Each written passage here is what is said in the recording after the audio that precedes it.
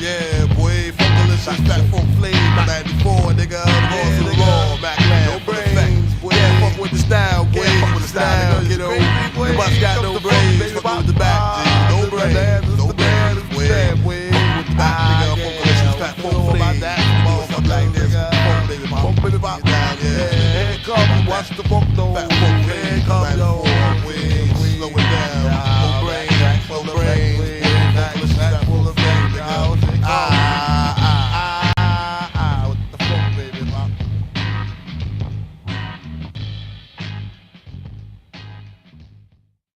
and bass up the track a little bit, because I'm here. I want to hear that booms, booms. You know what I'm saying?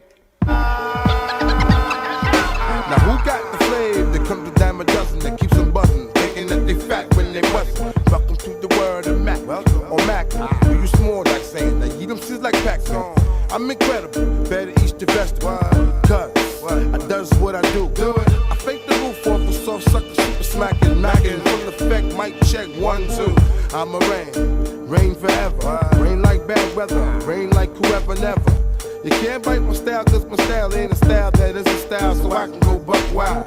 Bet you figured you got more funk for flow, it ain't so. Flavor in your ear, let you know. Now I'm about a second from the hook, look, strap your rap book.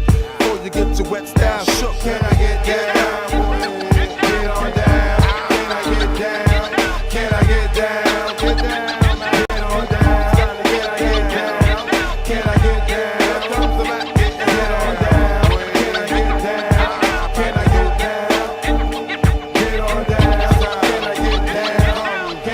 Like super intended.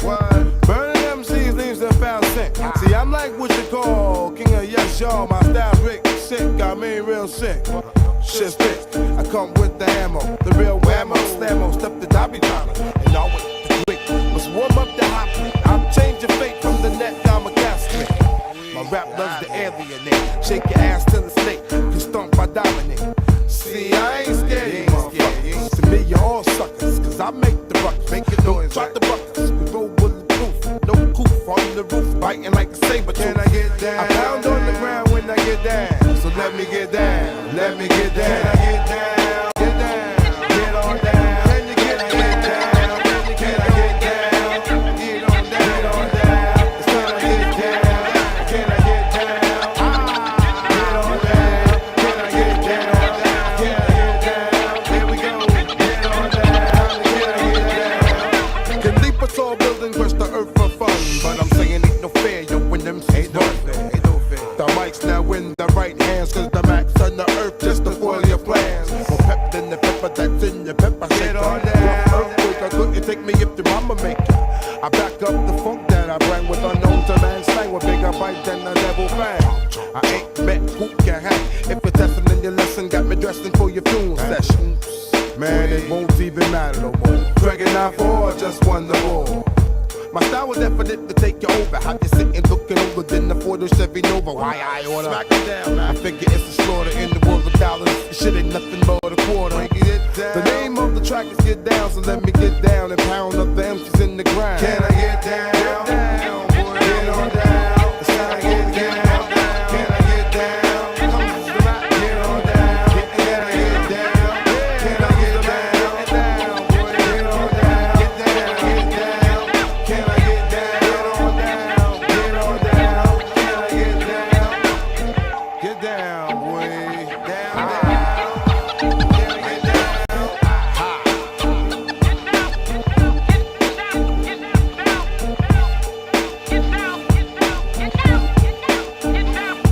Can I get down?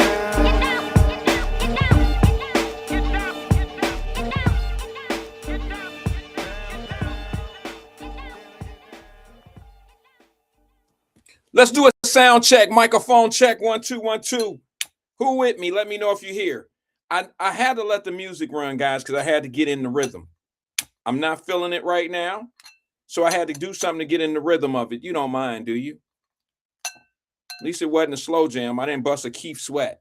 You know what I'm saying? That'd have been different. Just wanted to light my candle there. What's good with everybody today? What is today? Thursday. Wow, the week is almost up.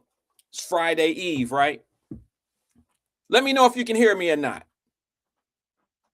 Let me know if you can hear me loud and clear. Let me know if the picture is good.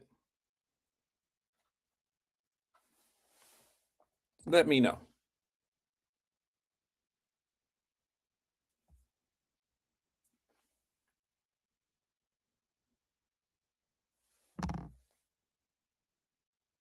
Just checking a few messages here before I go on. I just want to make sure that I stay up on what's happening in the office.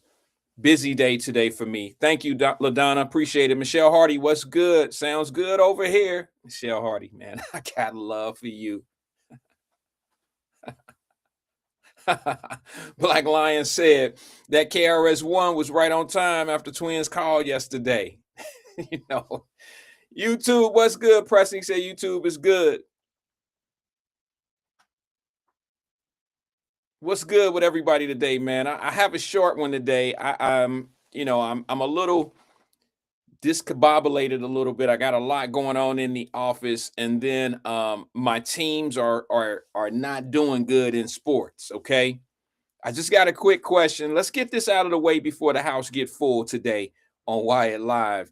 Don't forget, we're working on Wyatt Live Digital on YouTube. I'm going to be shuffling a lot of the focus over that way. So get ready. I'm going to start having it in here. Thank you, Carolyn Smith. I'm going to start having it in here where you can, I'll have it on the Facebook pages.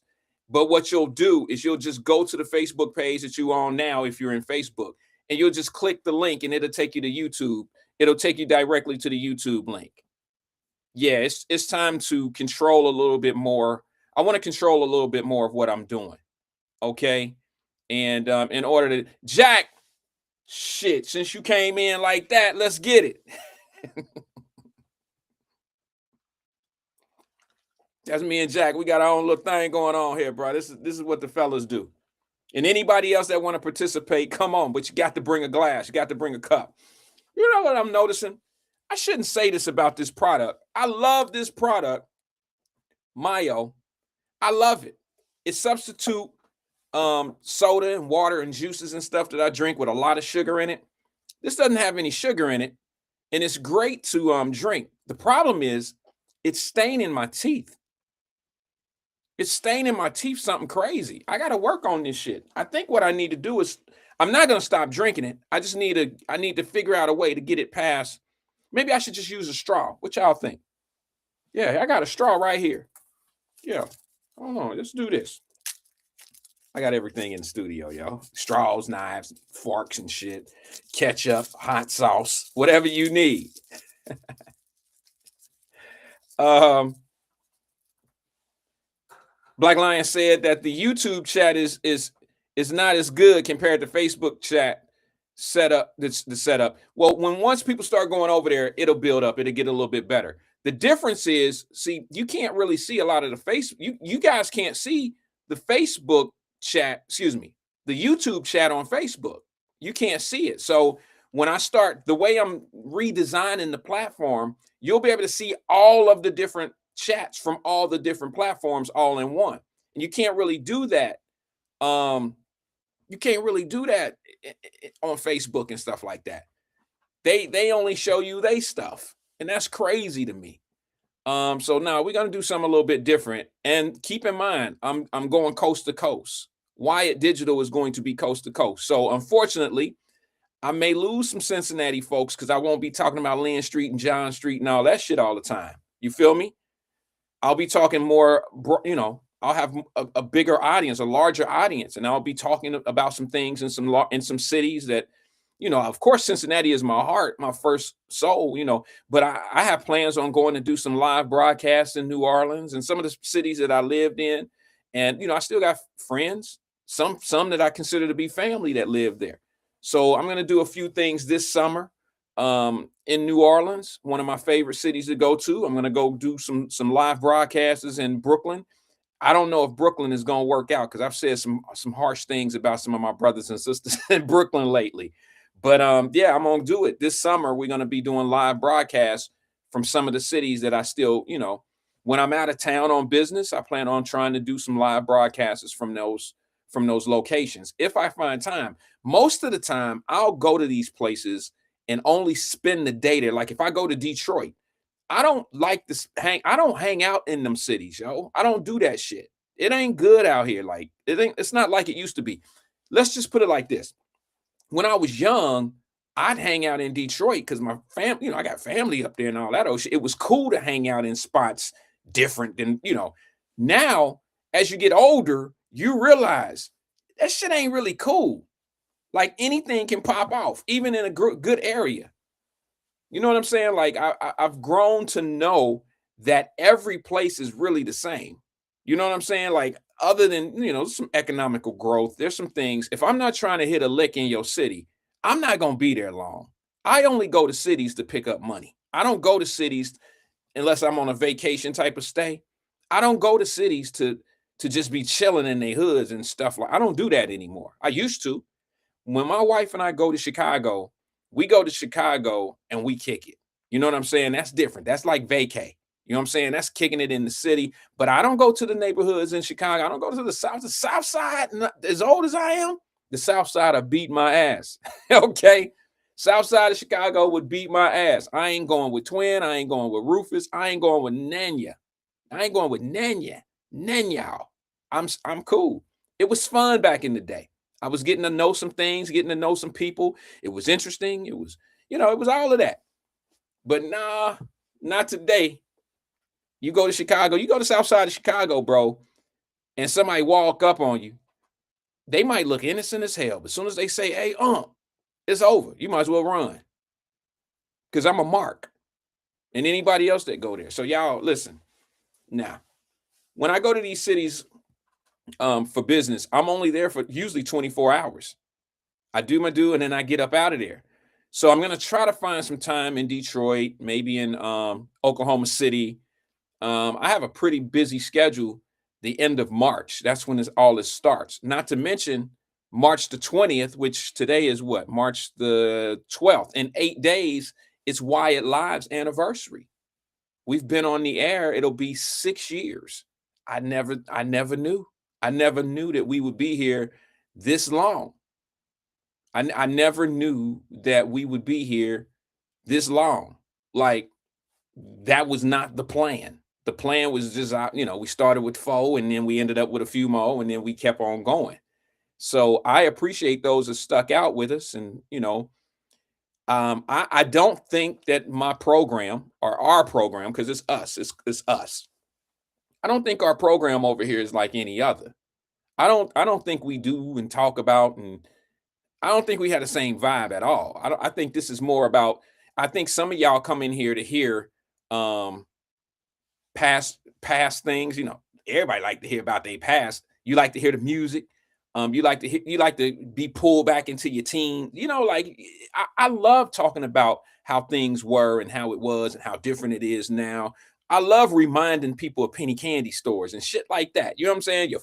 I love reminding people of the Finley Market and the windmill cookies and shit like that, mama's cookies. I enjoy having those type of conversations. Now, I can't have those type of conversations with anyone in my home because they're not cut from that. You feel me? Like my kids don't know shit about. My kids honestly are one generation from the hood, from the projects. One generation. Their daddy ended it. That was it. Their daddy ended it. Marianne, what's good? Welcome all the way from Phoenix. Or no, Vegas, excuse me. All the way from Vegas. Yeah. They're one, and let me just say this. My mother, God bless my mother. I could not allow my mother when she was here living and my children were young.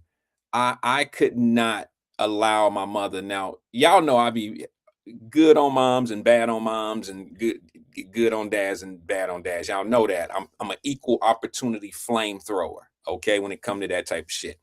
My mother, when my children were young, my 2 daughters, my mother tried to like teach them like she taught me. Like, Ma, you know what I'm saying? I can't let that happen. I mean, I hear you. It's coming from the heart. You're trying to teach them to be independent. You trying to teach them bus routes and shit on Metro? Nah, Ma, you don't have to get on the bus from Mount Auburn. She had my babies on the bus, riding the bus from Mount Auburn, downtown and transferring to the 49 to go out to the Fay, catch the Fay, to turn around and do, you know how it went down to the bottom of the, you know, all the way down at the, Ma, don't put my babies on the bus going to no Fay apartments. Please don't do that. All right. The reason why we were there was because we had to be there. It was a process of how you have to evolve from stuff like that. I don't go there anymore, not because I don't, you know, have love, but it's because that's not home. It used to be. My babies don't need to know nothing about surviving in the Fay. They'll never be there. They ain't gonna have no hangout spot in the Fay. None of that shit. Okay? No, you know, they ain't gonna need to learn how to get no transfer and all that old shit off the bus from the 4 to the 49. Ain't gonna happen. No, that's hood type shit you teaching my babies, and I'm gonna teach them how to drive at 16. You feel me? Daddy doing different shit, mama. You know what I'm saying? We certain learning habits and certain learning things. No, I don't need my babies learning how to. No.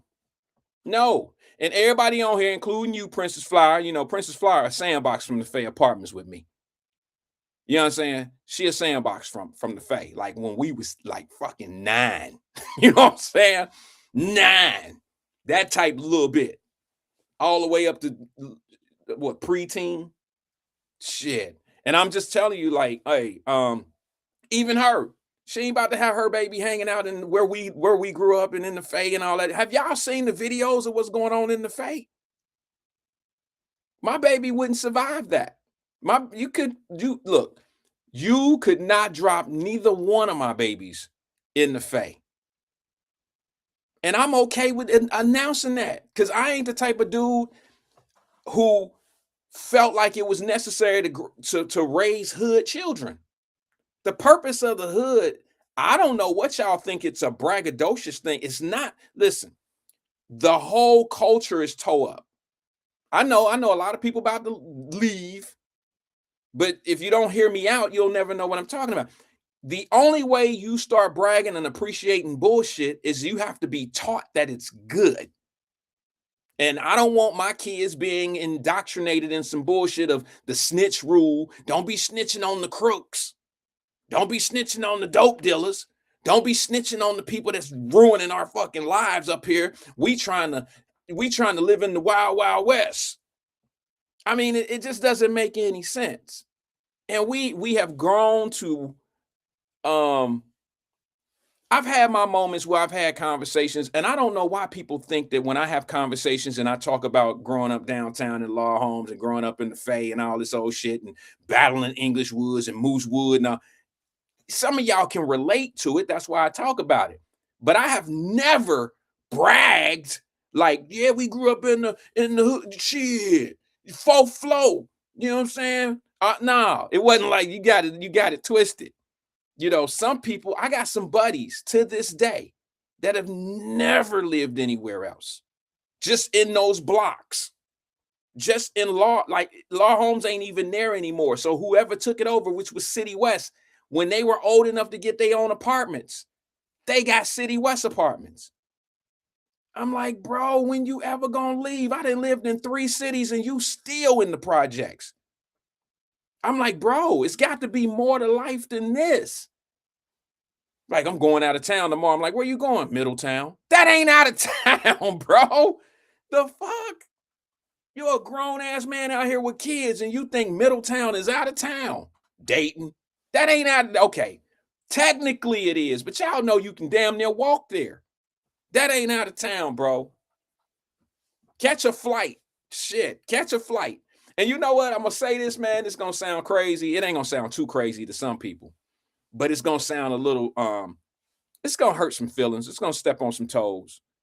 But I remember when I was trying to share a little bit of not, I don't want to call it wisdom, just a little bit of difference of experiences with some of my buddies and my friends that I grew up with who never went anywhere. See what I'm saying? And going to the penitentiary to freaking Chillicothe don't count. That don't count. But when I was trying to share some of my, like, hey, bro, let's do this, let's do that, man. Let's go to such and such, let's go to this and let's go to that. And I'm talking about as a young fella. I'm talking about when I came home. They they would say shit to me like they thought I was trying to be too good. I'm trying to show them certain things and let's do some different stuff. And man, maybe we can put our money together, man, and we can buy a store. And they think that shit is like not meant for us. And I was like, what?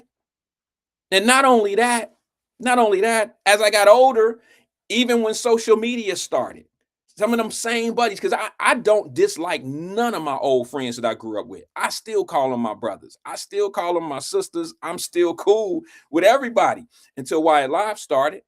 But when social media started, and I was I don't know, I guess sometimes you take family pictures and social events, and are you at home chilling and everybody watching the game together, and everybody might post a picture of them watching the game or something. Shit got a little bit different for me. All of a sudden it was like, oh, he trying to show off. No, I'm doing the same shit you doing. You just on John Street. I'm on a different street. That's it.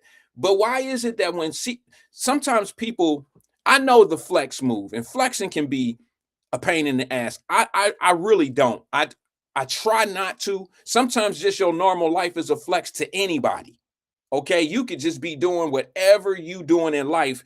I was talking to a girlfriend of mine, a female friend that I grew up with from down the way. I was talking to her today. She put something on her page that hurt my feelings. And I'm like, girl, I ain't even gonna say what she said, because some of y'all will know who it is. And I don't want y'all in my business, in our business like that, because I have friends that I talk to and we pick each other up when we down. You feel me? We pick each other up when we down. And she's obviously having a bad time right now in her life. And I said, listen, stop listening to these haters, girl. They don't like when you post your business on there. But you posting your business and what you're doing. I'm talking about her business, her literal businesses that she's starting, her startups, her small businesses. All right. And I'm like, listen, keep doing that. Keep spreading what you're doing so you'll pick up customers. The haters are going to hate on you, sis. Don't worry about that. They not coming to patronize your business regardless. If you winning or you losing, they not coming in. I said, but the post you put up today hurt my feelings because you let those haters win. You showed vulnerability on your post. You made it sound like that your life is in crumbles and that you falling apart. I said, that's not what that's not what leaders do. That's not what leaders do, sis. We don't do. You from down the way, girl. Pick yourself up behind cameras. Don't put that I'm down shit on out here for people, because guess what? The people that love you like we do, like people that really rock with you, we gonna do it whether you winning or losing. But what you did is you displayed to the people that hate the fact that you a go-getter, you start your own businesses and you do all that stuff. They won today. They actually won today. You made them see that your life is not perfect. And see, I told you. We all know ain't nobody's life perfect. But sis, don't let them beat you. Don't let the people that always got something to say about you and what you're trying to do, especially the ones that don't even know you.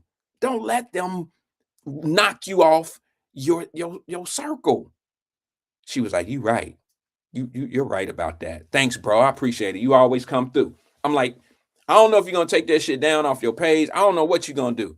But I'm telling you, you can't go out there like that. There's way more people, whether you notice or not, y'all, there are more people who pretend not to pay attention to you, and they pay more attention to you than they pay attention to their kids.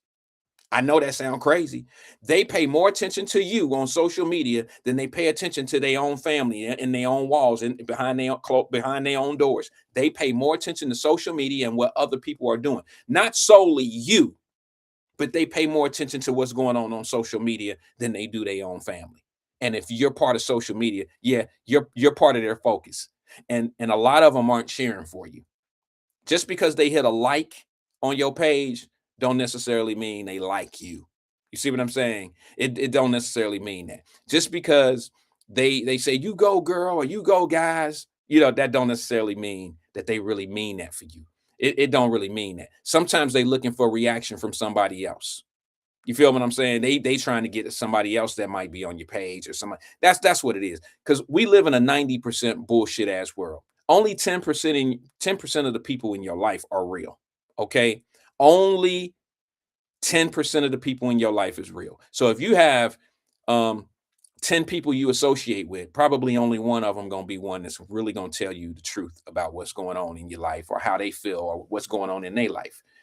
Most people are fraudulent. Most people are fraudulent. They don't want to see other people succeed.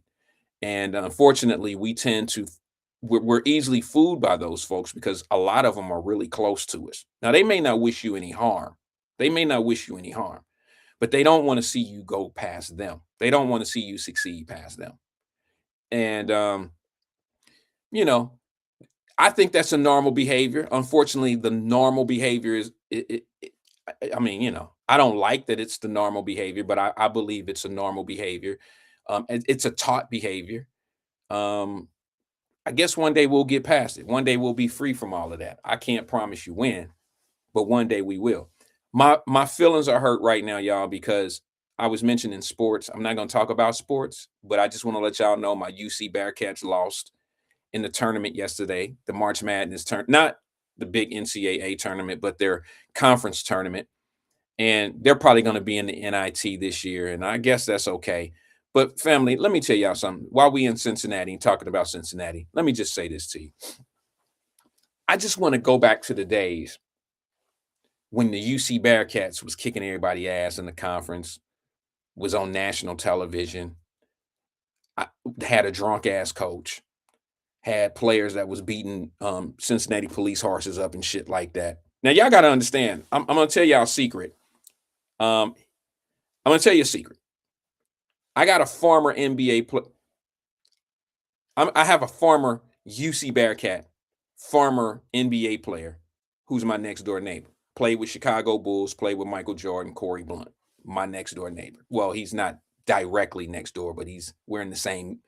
You understand? He's a few bang bang bang houses down. And I see Corey I don't see him all the time, but when I do see him, I know some of y'all remember Corey Blunt. Corey Blunt was on part of the UC basketball teams that was crushing shit. It was the days that you wore UC apparel, the Jumpman apparel, and you love walking through Clifton. You love walking through downtown. It was the same colors of the Chicago Bulls. The Bulls was hot. UC was hot. University of Cincinnati was hot. And it was a proud moment, proud time to be a UC Bearcat. And I sometimes ask him, and I can't I don't know what he's doing. He may be working to maybe work with UC basketball here. So I'll hold his comments, his responses back. I won't say those on the air. But I think he understands that we don't have the same situation that we used to have. It's not because we're in a harder conference.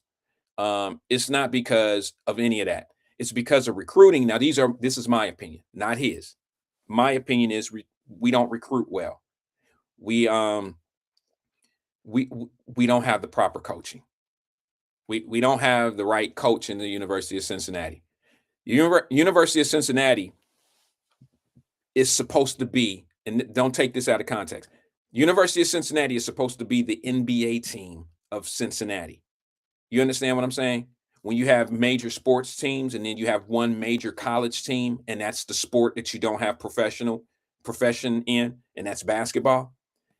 UC basketball is supposed to be the professional basketball team. It's supposed to be the team that people go to the games that live in Cincinnati, not just the students. It's supposed to be the team that a family go to a basketball game, college basketball game. They don't have that attendance anymore. They don't have that type of draw. They're supposed to say, hey, we can't hold this at Fifth Third Arena. We have to go down to our arena that we don't have yet, Heritage and whatever. The city's not really ready for. There's a lot of stuff going on that I just see that, Cincinnati is. I hate to say this about my home team, but it's mismanaged. And there's a lot of money that they leave on the table. Cincinnati has left millions, if not hundreds of millions of dollars of revenue on the table because you don't have good leadership. You don't have you don't have leaders, you have managers. Anybody know the difference between a manager and a leader?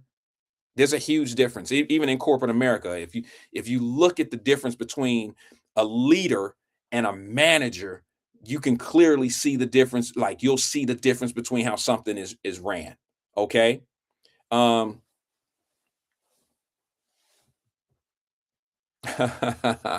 what was that, Sierra? Hold on, let me go back. I'm gonna go back and read some other ones, but I want to read this. Sierra said, Wyatt, I thought you wanted us to go and knock on the doors. And excuse me, it moved on me. She said, Wyatt, I thought you wanted us to go and knock on doors in the hood and tell people they were bad parents. When did you get that perception? You mean you thought I wanted leaders to do that? Because yeah, that's what the leaders would do. That's what the leaders would hold the parents accountable. And all this shit, them same leaders don't have no problem taking sticks and signs and shit and going and standing in front of City Hall when some shit jump off. City Hall is not the problem of everything, but leaders want to organize and get the city and the public and the parents and get people together when some shit go off. When the city do something wrong or police officers do something wrong, y'all want to take your picket signs and stand out in the middle of the street and go down there in front of City Hall and protest and do all that shit there. Why don't you do that in your own neighborhoods? More shit happen in the Fade than it does down at City Hall.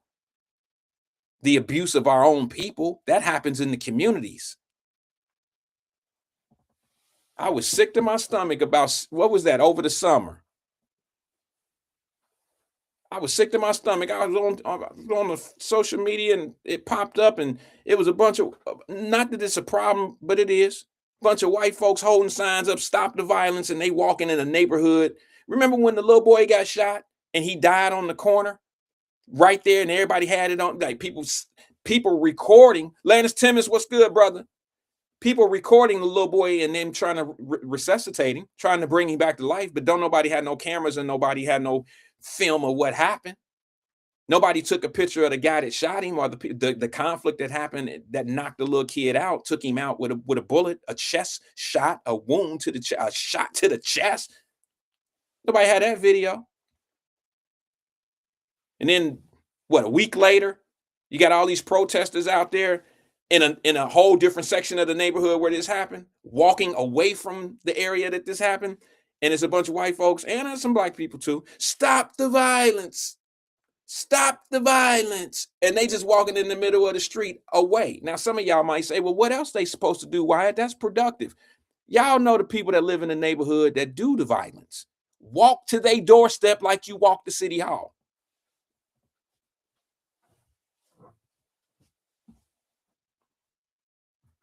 I dare you. Because the other shit don't work. Obviously, we've been doing it for decades. I mean, I just, I'm not a man that wastes his time. That's all I'm saying. I don't like to do, unproductive things and calling it, productive or something that we, okay, we about to go down here and protest and protest stop the violence. Who you talking to, first of all? If you walk through the neighborhood with a sign saying stop the violence, who you talking to? Y'all talking to each other. Who are you talking to when you got them signs up? Stop the violence. Put the guns down. Specifically, who are you talking to? Are you walking to the young man or the mother of the young man? Are you walking to the house and standing outside that house? No, you're not. You're not. It's almost like side-eyeing the problem, like, stop the violence. The violence over there, stop the violence, but y'all walking this way. Stop. But let it be some shit down at City Hall. Everybody got the megaphone. You go get the loudest. You get the loudest people in the community. You go get and then here come the once the cameras come out, once the news come out, here come the pastors. Here come all the people that represent the community. There used to be a day that the pastors would step in front and they were real leaders. Pastors today, and y'all can tag them in whatever you want to do. I'll debate any of them. Pastors today are just managers. They manage the people. So what they do is they keep the people in the system, okay? And they manage them. Leaders are usually not even liked, y'all. Leaders change shit.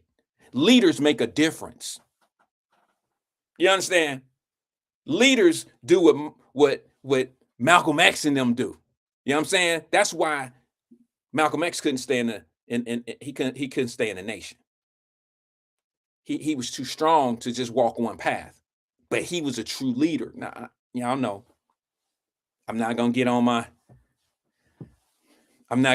that today like that.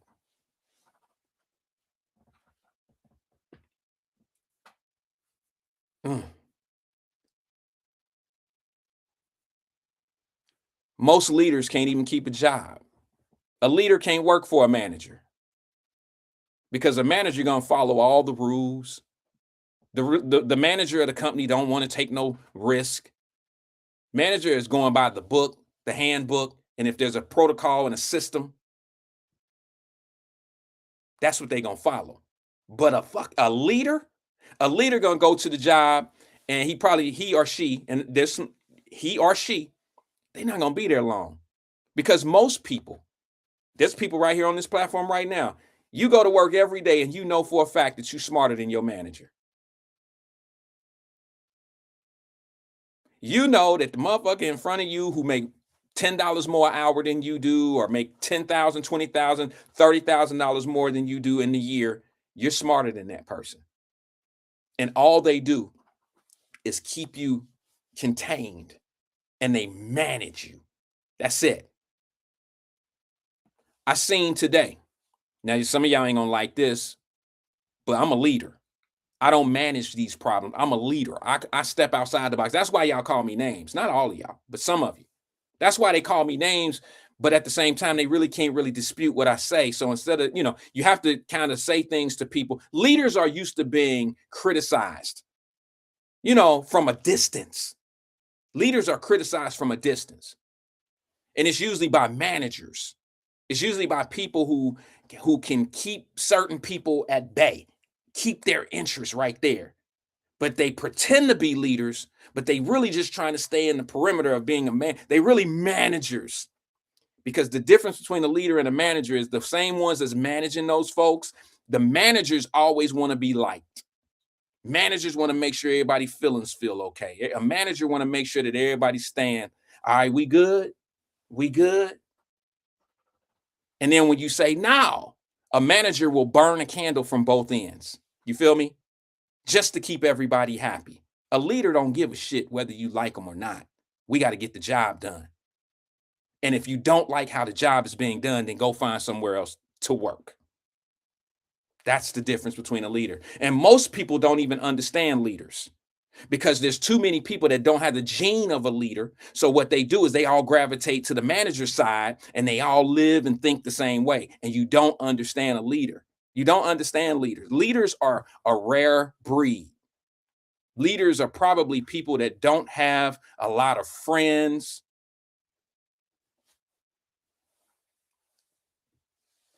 Leaders are not in the business to keep people happy. And leaders are strong mentally.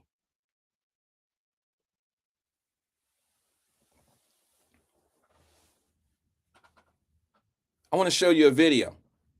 And the reason why I want to show you this video is because it's on target to what I'm talking about. Speaking of target, another fraud ass, fake ass leader just came out with a video today. Jamal Bryant. I'll say it. I'll say his name because he didn't made himself public. Y'all better stop getting these preachers. Stop letting them speak for the community. Here he is talking about the Target boycott is over with. Is it over because you called for it and now you controlling when it's? I guarantee you everything and anything he's talking about Target is ready to give in to, he's benefiting from. You show me how the community overall is going to benefit. I'll show you the video that he sent out. You show me overall, how does the community of Black folks ever benefit from stuff like this? They just talk shit, bro. You know, preachers got the gift of gab. They got a gift. They can talk that shit and they're very convincing. But who made you the spokesperson for black folks? Who made you that? Who told you that we ready to settle for what they ready? Who made you the negotiator? Who made you the spokesperson? How you know we don't want something different? Maybe because we didn't go do the protest. So whose agenda is the protest in the first place? Whose agenda is it? You're asking for the things that you want. How you know that's what all black folks want? See, that's that. And then you are self-promote. He's promoting himself in this. This is ridiculous to me, y'all. And I know y'all say, well, leaders, he's doing what leaders do. No, he's not. He's a manager. Because if he was doing what leaders do, he would be talking about implementing money and doing other things into the black community. See, y'all thinking the black community is something different. Have him define what the black community is. Let me ask y'all something. Help me. I'm ignorant. I promise you, I'm ignorant in this space. What is the black community to you? Is the black community, and for most of us, we know that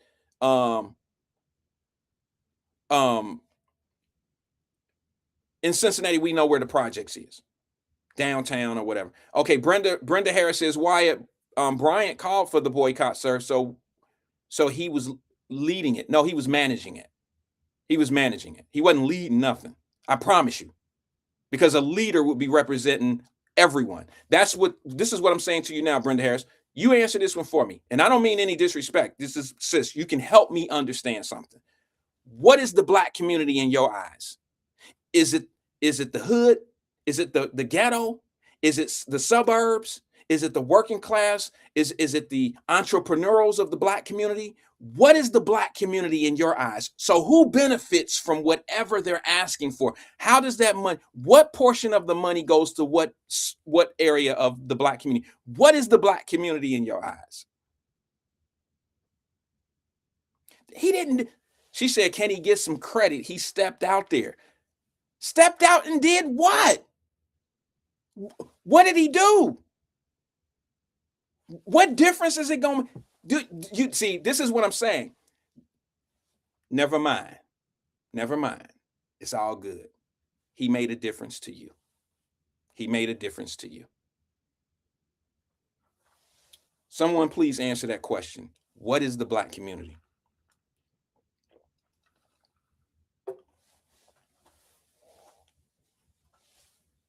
See, I always thought community was a group of people. Let me ask you something. When you say that the money and these proceeds and these benefits go towards the black community, I bet it's easier for us to say, for us to see, not say. It's easier for us to see what the Asian community look like. It's easier for us to see what the Mexican community look like. It's easier for us to see those things, isn't it? It's easier for us to see the Jewish community. But what does the black community look like? What does that look like?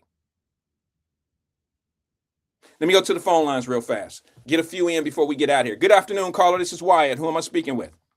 Hey, it's Black Russia, Wyatt. How you doing? Hey, Black Russia. Good afternoon to you, bro. Thank you. Good afternoon to you as well. How are you? I'm doing well, man. How you been, bro? Long time no talk to on the show. Yeah, man. I've been grinding all my life. Yeah, what's on your mind today, bro? Hey, man, you just asked an important question. What's that? You said, what is the black community? Did I get that right? What does it look like? Help me. What is it? Help me, bro. Because, I'm already a coon and I'm an Uncle Tom, Lick Buddha, all that old bullshit. I'm all that. Can you tell me what the black community is, bro? Help me. Well, I want to say you're none of that, although people may have their opinions. But I'll answer the question like this. I can definitely tell you what the black community is not, and that's monolithic. Right. Okay. Okay. We don't all think the same. We all grew up, the Jewish community and certain communities in this country, long standing, have always tried to operate with each other. do business with each other, all that. Black folks don't do that. Number one. Number two, Black folks grew up in all different types of scenarios. Like some of us had both parents. I had my parents, they were married. Some of us didn't. Like I think you said you were single. Your mom was single raising you. We don't have all the same experiences. So we're not all going to think the same. Right. And I think we fall into the trap that some Black folks who have loud voices think we all have to agree on everything. We don't. We're not going to. We all have different experiences. And so I wanted to start with that. We are not monolithic. That's what we're not. Are you sure? I'm positive. Okay. The reason why I say that is because if you look at the voting rate, pretty monolithic to me. Yes. Well, I mean, if you look at politically speaking. But that doesn't mean that all Black folks, I'm sorry, I didn't mean to cut you off. I just wanted to make a clear distinctive of what I'm talking about. That don't mean that all Black folks vote either. You see what I'm saying? It's just those that do tend to vote one particular way. We're the only community of all other communities that do that. See what I'm saying? So that would give me a monolithic, I would say they're more monolithic than you think, because if you're the only group of people voting at a 90% clip and everybody else is damn near 50-50, 47-60, you know what I'm saying? It doesn't, you're falling in that monolithic area when it comes to politics. If you really think about it, if you do the math, 90% of your people go the same way, but everybody else is somewhere in the 50-50 range, or not even 50-50. Some are 60-40. That's still not 90%. Right. I think the Jewish community is like 60-40, if I'm not mistaken. They are. And even I'll take a perfect example of it right now. The current congressman in the 1st Congressional District, Greg Glansman, he voted, you get all these Democrats talking about, well, we got to stop Trump. We got to stop Trump. Well, guess what? Greg Glansman went in there to vote a couple weeks ago on the War Powers Act. He voted to allow Trump to keep doing what he was doing. The Democrat. Doing what? What are you doing? What you talking about? To keep the war continuing without any checks or balances. Oh, okay. I see. You talking about the War Powers Act was trying to instill into the Congress that the president can't just unilaterally declare war.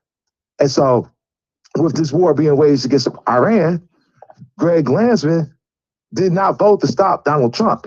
He voted to let the shit roll. And so you got to ask yourself, why? Why would this Democrat who is always on Black radio trying to tell Black folks how bad Trump is, why would he vote to let Trump keep doing what he's doing? I'm going to answer that. Go ahead. I don't mean this disrespectful to the man. I don't like to mess with people's faith, okay? But he's a Jewish man before he's a Democrat. Say that one more time, Nick. I don't know who that guy is. Say it again, Wyatt. What is Greg Glansman? I don't mean any disrespect, but this is a fact, okay? He is a Jewish man before he's a Democrat. So when are Black folks who vote 90% clip for Democrats going to start saying, I'm Black before I'm Democrat? Brother, hey, maybe that's a question you should ask the majority of people who need that question posed to them, because for the same people that call me coon and all that other shit, I'm more pro-Black than they are. They just out of touch. They don't understand they getting done in by guys like him, because their faith and their religion and their faith come before the D or the R. And so why don't ours? Do you understand what I'm saying? They have the religion of Judaism on what they follow. Black folks have politics. Christianity has been taken over by politics. So we follow pastors and preachers and shit like that who kind of lead us in the political fields. And that's why we at a 90% clip, because they been took over our churches. Church and state, y'all got to see, I don't like getting into this type of stuff because it will really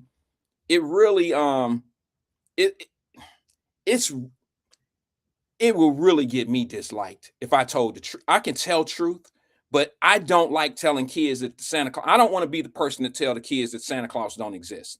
You see what I'm saying? I don't want to be that guy, because I still remember my experience in that area. But I don't want to be the guy to say too much. Sometimes, Black Russian, when you go wake somebody up when they sleep, You don't go wake them up like they like the plane is crashing.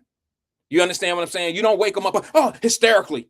You got to slowly wake up people sometimes so they'll wake up on their own and wake up slowly and have a peaceful wake up. You can't tell people certain things hysterically, and it's too much information. And sometimes too much information is overwhelming, and it's unbelievable. It's unbelievable when it's overwhelming. It's like not possible. But when you ask that question of why he would vote for Trump to do what he's doing and this and this and that, is because his faith comes before his politics. And I just think that are you there, Black Russia? Yeah, I'm listening. So how about people would say that Black folks, that his faith is his politics? So like, think about that for a second, because I've heard him say that before. He said his faith is part of who he is and how he conducts political business. So do us as Black folks really have that much in common with Greg Landsman? Say that last part again. Do we as a Black community really have a lot in common with Greg Landsman? Possibly. I mean, in terms of voting, I guess, but in terms of if that's what you're talking about, like if our belief system, do we agree with him? I don't know. You have to see. I don't know what his beliefs are. I really don't. Well, he's Jewish, so we start there. Okay. That shapes everything about him if you ask him. I don't follow the Jewish religion. I've had some, my daughters have Jewish friends, and I know that they have customs, and I know what they do. I don't follow it. I know there are some Black Jews, you know what I'm saying? There are some Black people that take up, the religion of Judaism, but I don't know the full study. So it's not fair. I'll let you answer that, Black Russian. It's not fair to me to have an opinion on if Black folks have something in common. I'm sure we have something in common with Jewish people, but I mean, the religion, but I don't know what that would be. I don't follow. I don't really know either, other than we might agree on the Old Testament to a certain extent. That's about it, as far as the Black folks who believed in the Bible, Christ. But at the end of the day, these are the questions, and I'm just putting it out there. I mean, some people might think that Greg Landsman is relatable. I don't think his faith is relatable to Black people. I don't believe his stance on politics is consistent with Black people. But for some reason, because he's a Democrat, Black folks want to push him. And I find that to be very discouraging. Well, let me say something to you that I discovered today. I was on my way here to the house, and I was listening to the radio. It wasn't you that tagged me. It was someone else. But I was listening to the 700 radio because they had a guest on. And guess who the guest was? But did you happen to see that, Black Russia? Or listen to it? I did. It was Democratic former mayor Charlie Lukin. That's right. A Democrat, white Democrat. That's right. And what did he do today? I don't know if you heard the full interview, but I got it. I wish I could have recorded it. I find it really suspicious that he went on 700 radio and he actually trashed the administration, not Trump, but the local administration in Cincinnati, and they're all Democrats. Man, imagine that. Some white Democrat is trashing the administration that's Democrat in Cincinnati. Everybody looking at Trump, but they ain't even looking in their backyard. That's crazy. He trashed them. And you know what's crazy about it? If I could say that he was wrong, I'm not going to say that he was 100% right, but he was in the high 90s, because what he was talking about was crazy, Black Russia. I don't know if you've been watching this platform for the last few days, but I've been telling people what's wrong with the economics of the city of Cincinnati. And when Charlie Lukin got on the radio on 700 today and started talking about Cincinnati, he said almost exactly what I said. And he said, we got incompetent people in leadership roles. Either they're incompetent or there's something going on where they're not doing what they're supposed to do. I don't know why they're not doing what they're supposed to do. And it stemmed from the railroad money. Like, how could you have all that railroad money and your infrastructure still be bad? And he said live on the radio, y'all, tag somebody, tag y'all leaders and let them know. Because they don't want y'all listening to stuff like that, because sometimes people go down there and tell the truth on their own people. This man said that he got bamboozled. He said that he got lied to by your mayor. He said, yeah, I got lied to because they said that they had shovels in the ground and they was ready to do all this stuff, and they wasn't. They Right. weren't ready to do all those that. shovel-ready projects wasn't so shovel-ready, like they try to say about Obama, So right? Same thing. Right. So they're saying, what's up with the money? What's up with the money? Why are they not managing the city properly? And I got a theory about that. Okay. I think they're saving the money to expand the streetcar. I think that's the main priority before you go out the door. Like, you can spend the money to fix our roads and all our infrastructure, but, and I heard Avtab say this himself, he has a theory that the streetcar is infrastructure. So they're stockpiling the money, in my opinion, to get ready to run that streetcar up Vine Street to go to UC. Now, once you get that money off on the railroad, the other problem because of that, now you have to pay to operate that. And that's a whole separate aspect of the city budget. And so once you get into the operation, because right now we're operating at 5.5 million for that first leg, you start going up to Clifton and everything, our operating budget's going to get hit double, triple. That's what I think they're trying to do. Right. Okay. Here's the other thing. Have you considered this? And I don't know, maybe I'm off base on this, but it's a consideration because what I learned in Charlie Lucan's conversation today was the interest of that railroad money goes into the general pot. So the higher the money is, you're getting 3%, 4% return on that 1.6 billion. Okay. It's growing. So if they're getting 3% of this money, you could be getting anywhere from $3 to $4 million a month put into your general fund, and you can use that money from in the general fund for whatever you want to use it for. So maybe they're just keeping the money up because I think they're receiving like $60 million a month off of the interest, and 3% of that, you're getting, $2, $3, $4 million a month that can transfer from the 60 million, and that interest could go into the general fund. So if you let that accumulate, so maybe they're trying not to spend the money, so that money that's going into the general fund. I just think that wasn't how it was proposed. That wasn't the plan, and that's probably why Charlie Lucan said he got bamboozled and he was tricked, and he was on the board. He quit the board, and there has to be a reason why some of this stuff is going on. Yeah, there's definitely ulterior motives going on. We can only theorize about that, but the overall point, I did hear the interview with Charlie Lucan, and yeah, he took the all Democrat city council and the mayor and the city manager to task because he was told that this money was going to help our city's infrastructure, and it's just sitting there. Right. So they lied to him. And I'm saying, like, how many times as Black folks we're going to keep letting Democrats lie to us? Now you got the Jewish guy who's a Democrat going out here voting for Jewish interests. You got the white Democrat on the radio, saying these Democrats, these brown folks down there, that's the mayor and other folks down there, lied to him. I mean, when are Black folks going to wake up? Well, let me say this real fast, if you don't mind. Karen Day Williams says Charlie runs the city. I'll be honest with you, Karen. I thought the same thing until I heard that interview today.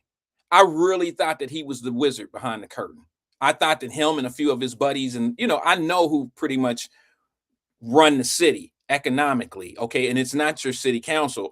But I thought he was one of them because he was always placed on these boards. So I was under the impression that he was the overseer. You know what I mean? He was the guy that was right there next to the curtain, and he was the curtain puller. I really did. But Karen, when I heard him throw city council and the management of the city under the bus today on the radio, I have to say to you, I don't think anybody that's truly running things would have done that because it can blow his cover. You see what I'm saying? If he was doing that. Now, I could be wrong, Black Russia, but did you not get the idea that he was throwing them all under the bus? He absolutely did throw them under the bus. But see, he did that, in my opinion, because he knew he had been had. Like, basically, Charlie Lucan and his dad and his uncle are some of the most powerful Democrats in the last 30, 40 years prior to this administration. And so he burned political capital to help the Democratic Party, to help Avtab and them get this done. Now he's on the other side of that, and he sees these people lie to me. Now he's outing them. I just got this strange feeling that if this is a black person, they wouldn't make the same type statement in terms of outing people who played them. I think sometimes as black folks being democratically minded, we'll allow ourselves to get played and let them off the hook and not hold them accountable. Charlie Luca won't do that. Greg Lance is voting for his people's interests. I'm just saying, like, when we go see black folks in the Democratic Party really do the interest that we need? They don't. But I gotta take up. Somebody, I go gotta take up for, and this is gonna sound like I'm, on some other shit. But I'll be honest with you. I think people play on our generosity. I think the reason why a lot of black folks are part of the Democratic Party is because of how we were raised, and we are very generous-hearted people. And I think we get fooled into that situation of we're taking care of, the village takes care of each other. I think that's part of it, Black Russia. I think that there's a huge, there's a real argument about being someone that fights for other people. Okay. But I think where the disconnect is sometimes, everybody don't have to, I don't know how to say this.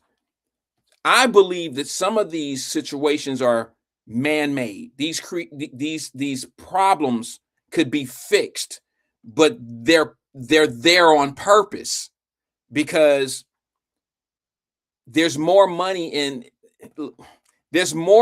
taking care of people for other people than there is if they had to go out and really hustle and do it on their own. You understand what I'm saying, bro? Like, yes, there's more money in programs for people who can't get it on their own than there is people who out here. Like, if you go to your city, this is the telltale. I'll just say it the way I know how to say it. I'm trying to think of a way to say it, not step on any toes.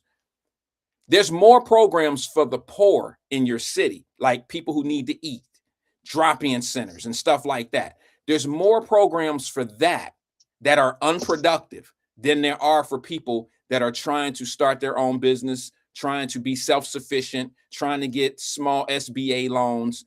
That stuff is not as plentiful as all these programs that are put in these positions.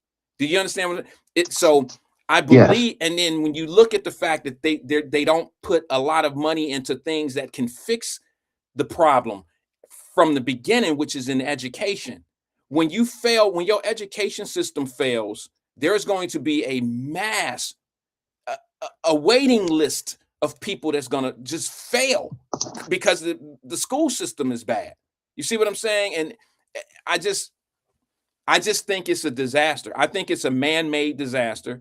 And it goes all the way back from when they had us, when we needed them, when we depended on them. They kept us dependent. And unfortunately— Who is them? I want you to be clear. I mean, I think people know who it is, bro. I mean, you know what I'm saying? Okay, all right, we'll go with that. I know what you're talking about. Maybe everybody didn't know, yeah, but I mean, to be honest with you, bro, I mean, you only know what you know. You only know what somebody teach you. We only know what we're able to learn. You see what I'm saying? And unfortunately, when people like myself and some other people just like me and just like you, when we come out and say certain things, man, it's kind of like, it's almost like we're trying to talk down. But, that's not what it is. It's not that at all. It's just like I grew up in all that. Don't ever tell me that I don't know what it is, because I grew up in it and I seen the pit rows. I seen the stops in the middle of the street. I seen all that shit. I seen the traps. I seen the teenage pregnancy. I seen the illiteracy. I seen a lot of shit that keep this circle and cycle going. I seen it all. I'm from that. So I can't stand it when people think that the 4th floor down in Laura Holmes was a penthouse. It wasn't. I've been out there. I've been in it. But I've also been able to see a lot of different things in life, and I could clearly see the pitfalls. I know how things are designed for you to fail in. And we don't really want to, talk about it like that, but that's what it really is. And then you got these fake ass leaders that act like they running something and act like they part of something when really they part of the problem. And some people will be like, well, you got to have somebody speak up for us and this and this and this. No, bro. Well, who's been doing that down at City Hall for black folks? Because I've seen a lot of African-American council members and the other members of council voting to give, illegals $400,000 for legal representation. Like, you don't think black folks need $400,000 of legal representation in the city for whatever purpose? Well, if But we give it to the illegals. Nah, nothing.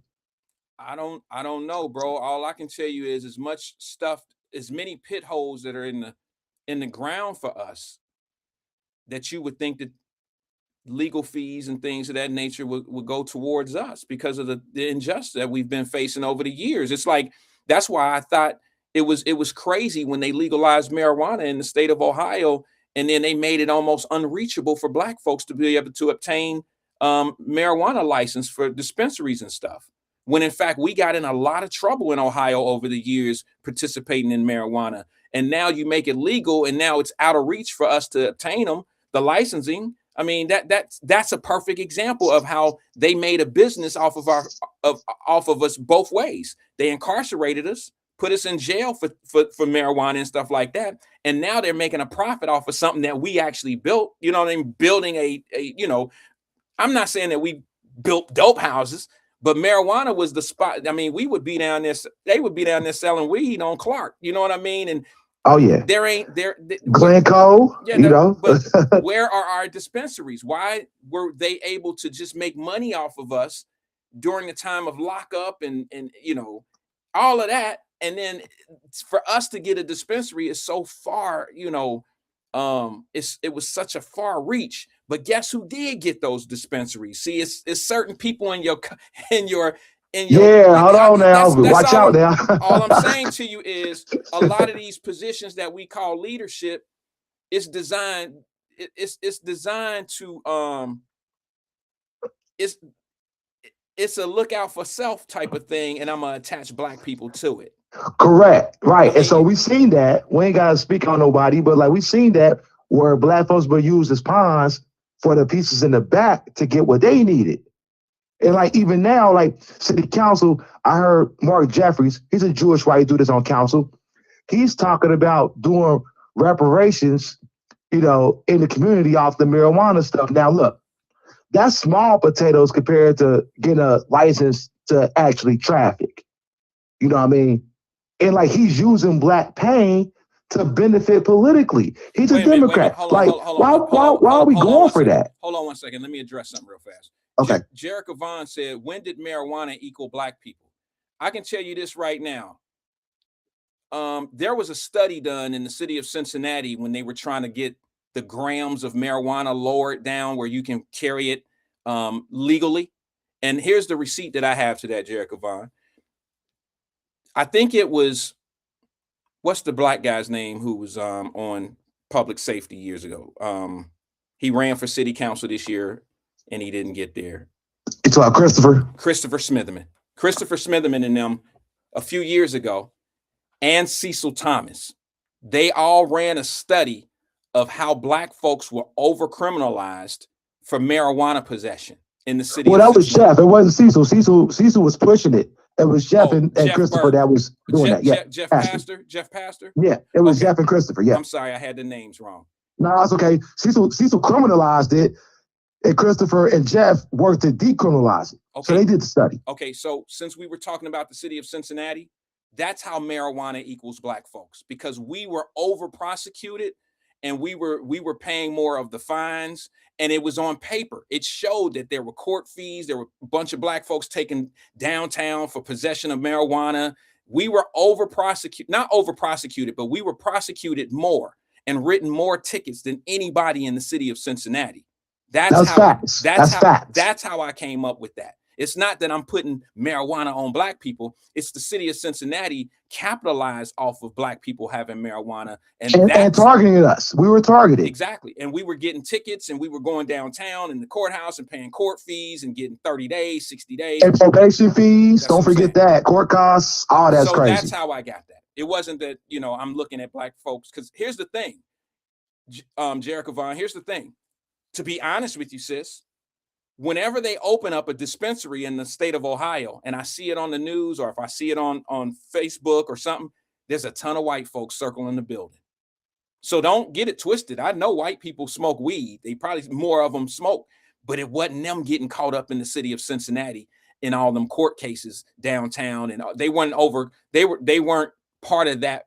They were part of the study, but we were outnumbering them of how the city of Cincinnati made so much money off of us due to the, weed, having so many grams on you and all that type of stuff. We were over prosecuted as far as I'm concerned. Right. And I want to make this clear.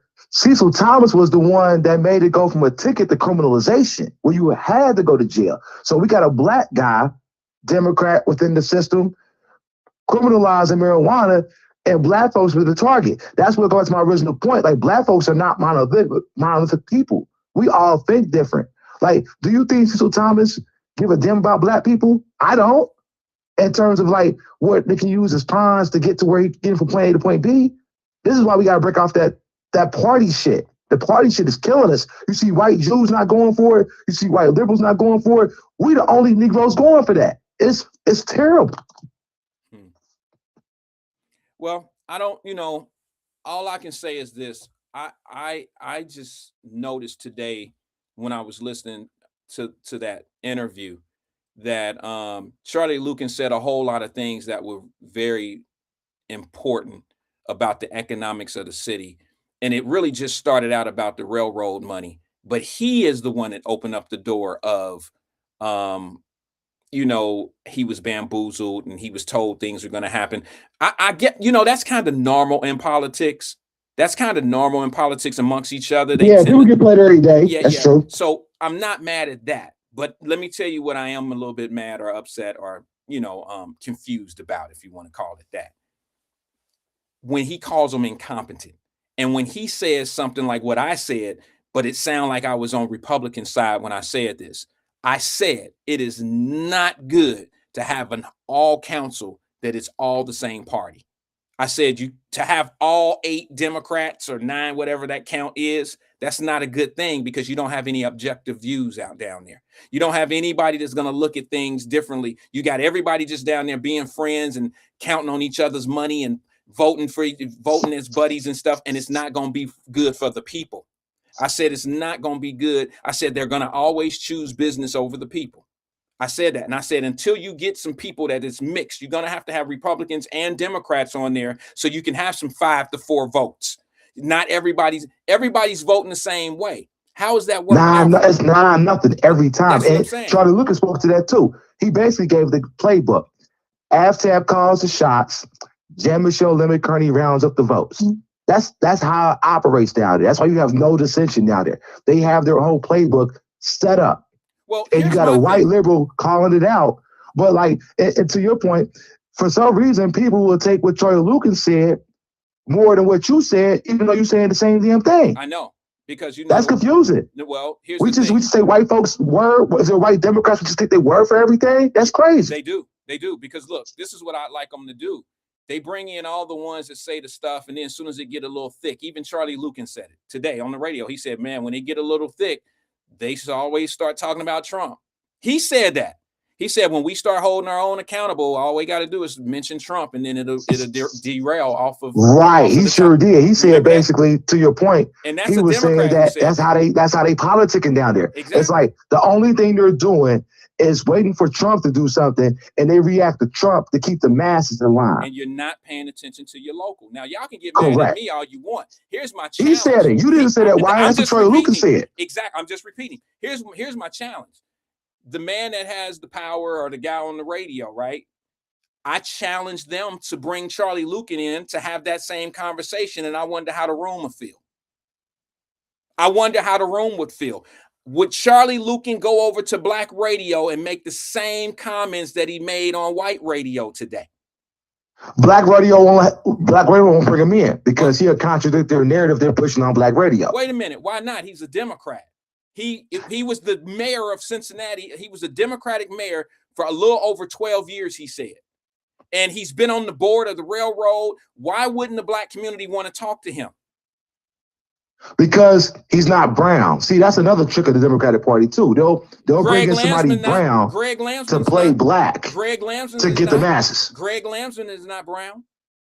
No, he's not brown. But the thing is, he is Jewish. And the thing is, if you question his voting record based upon his faith, then they'll label you anti-Semitic. Yeah, that's why they in a trick bag right now, because he was they all fucked up. He was a hero for a minute. Now you got my man Damon Lynch IV in there. Now they got a brother in there who can possibly take that guy's seat. So they got to be careful how they talk to Greg Landsman now, because you can't kill him, like not literally kill him, but you can't make him look too bad because he's been talking all that good shit for y'all all this time. But now you wondering why he going and voting the way he voting in the interest that he's voting. And now you can kind of fall back because you got another guy in the wing being Damon Lynch IV, which I don't have a problem with. I don't agree with some of the politics. The socialism politics is not my thing. I don't go for that. But I love the fact that they got a guy waiting that's like, hey, holding the Greg Landsman guy feet to the fire. And that's making him, that's exposing a little truth to say to you. It makes you say, hey, you know what? This dude sound like a liar. You know, now that we making him say some stuff, that sound like he's sounding like a liar. He wasn't sounding like a liar 6 months ago. He was a star. But now when you got somebody that's challenging him, and then you got a situation going on like in Iran, now he has to kind of, you pulling him to task on how he voting for things. Now you paying attention to certain things because certain people making you pay attention to it. See, he's another one where when you start asking him critical questions about certain things, he incorporates Trump. It's a deflection to what's going on. Now he want to talk about, he'll go straight into some. He's a great spinner. I mean, you ask him a question and he'll get to it a little bit, and then he'll veer off into and that's why the Trump set the bomb off over in Iran because of such and such. See, that's what they do. They know how to say just enough to make it sound like they answer the question, and then they pop off on something that distracts you over to your emotions, and that is a Trump conversation. I watched him do it. I've heard him do it before. And Charlie Lucan said exactly that today. He said that's what they do. He said it, not me. He was like, they just wait for something for Trump to do something, and that's the conversation. But nobody's asking any questions or holding anybody accountable down there. These his words, bro. This is not. I mean, I agree with him, but those his words. Yeah, I heard the same thing you heard, Wyatt. Like I said, I heard the interview too, and the reality is, for some reason, the 90% of black folks who just vote down the Democratic ticket, they will listen to what Charlie Lucas said and may dismiss it or they may agree with it. I don't know. But if you say it as a black man, you're the problem. That's what I don't like. Yeah. Well, I'm used to that, brother. I'm used to it. Maybe we didn't say it the same way, and that would be the excuse. Let that be the reason. Maybe I didn't say the same thing he said in the same kind of way, but we meant the same thing. Right. And so let me ask you a question in closing. So, like, you know, black Democrats who are just towing the Democratic line love to say that black folks who don't align with the Democratic Party all the time think that white people's water is colder. Like, do they ever think that about the white Democrats versus the black people who say the same stuff? I don't know, bro. Let me just say this. I understand why we're Democrats. I understand because of, you know, what Democrats see. Here's the thing. It's almost like going off to college and picking a sorority or a fraternity, right? They have a reputation. But for a kid that's never been around college before and don't know what the Qs are and don't know the difference between the alphas and the Qs and all that old stuff, his eyes are wide open on campus. And he's listening to different people, and you have to take what other people say in order to understand what these fraternities are, like what they represent.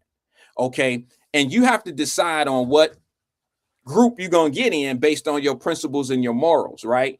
So you're selecting your fraternity or sorority based on the reputation that they have that matches your morals and your principles. And once you select one, that's the one you in. And it's kind of hard because you might not see that once you select the one you're in, okay, they're not perfect, okay, but I believe in helping people. The Qs might be the ones that go out and feed the homeless, but people might not understand that, you know, they might be responsible for making people homeless. Do you understand what I'm saying? It's almost like a double-edged sword. It's like I am part of an organization that's part of the problem. I'm part of something that I feel like it's like a tire shop. It's like Tire Discounter out on the road. Everybody go to Tire Discounter when they got a flat. That's because Tire Discounter out there throwing nails out in the street. So every time you catch a flat, you know the Tire Discounter, and now Tire Discounter start discounting tires for you, and you coming in like once every 6 months with a flat, and they giving you this great ass discount when in fact they the ones flattening your tire.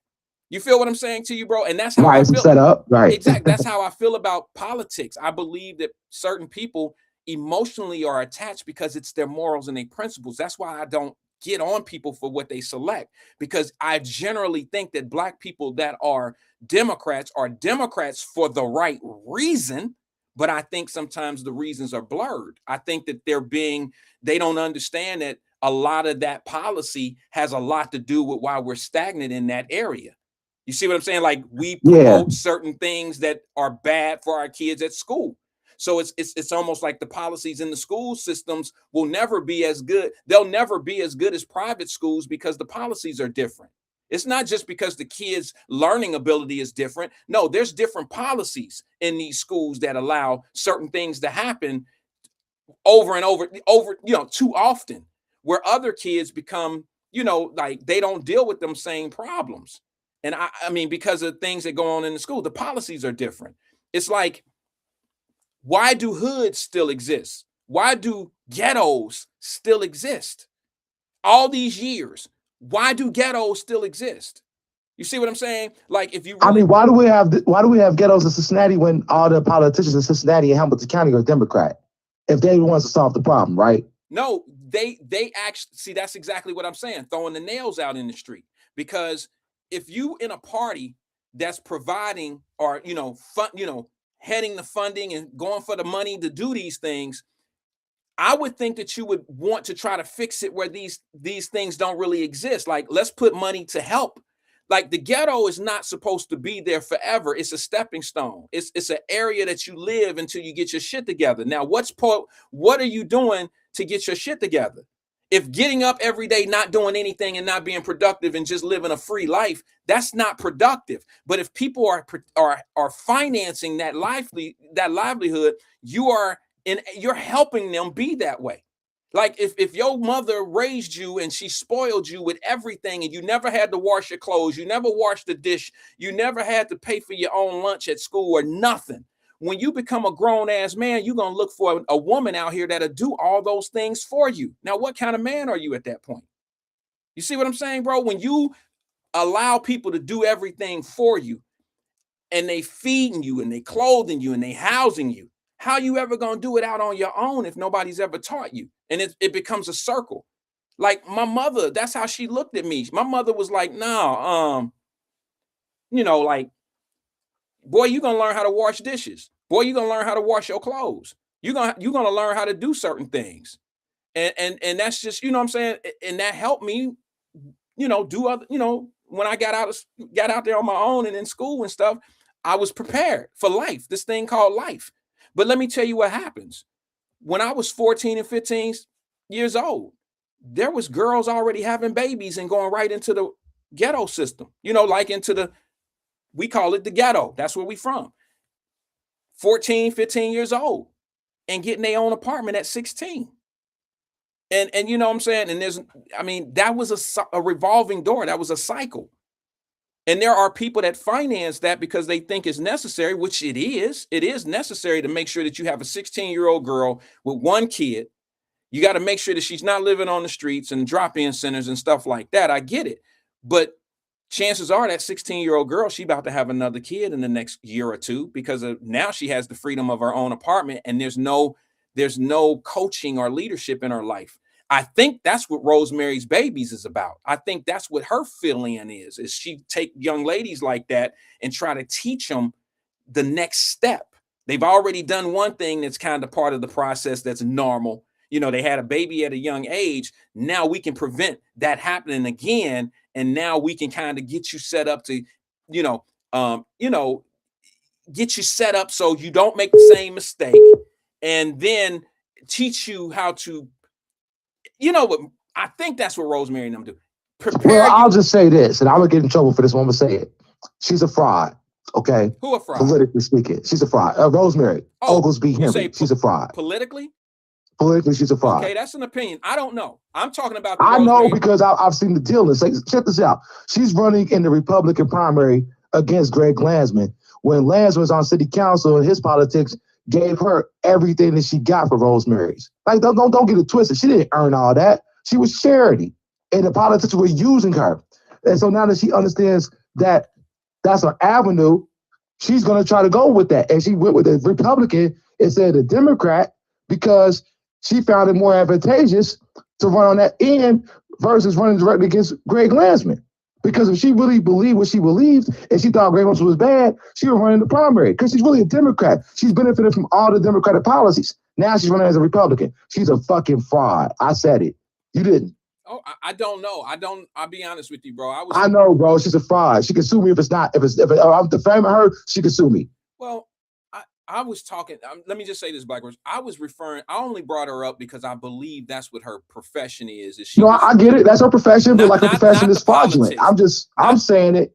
You brought her up. I'm just saying my piece. Yeah, no, we can move faster. I know she came up.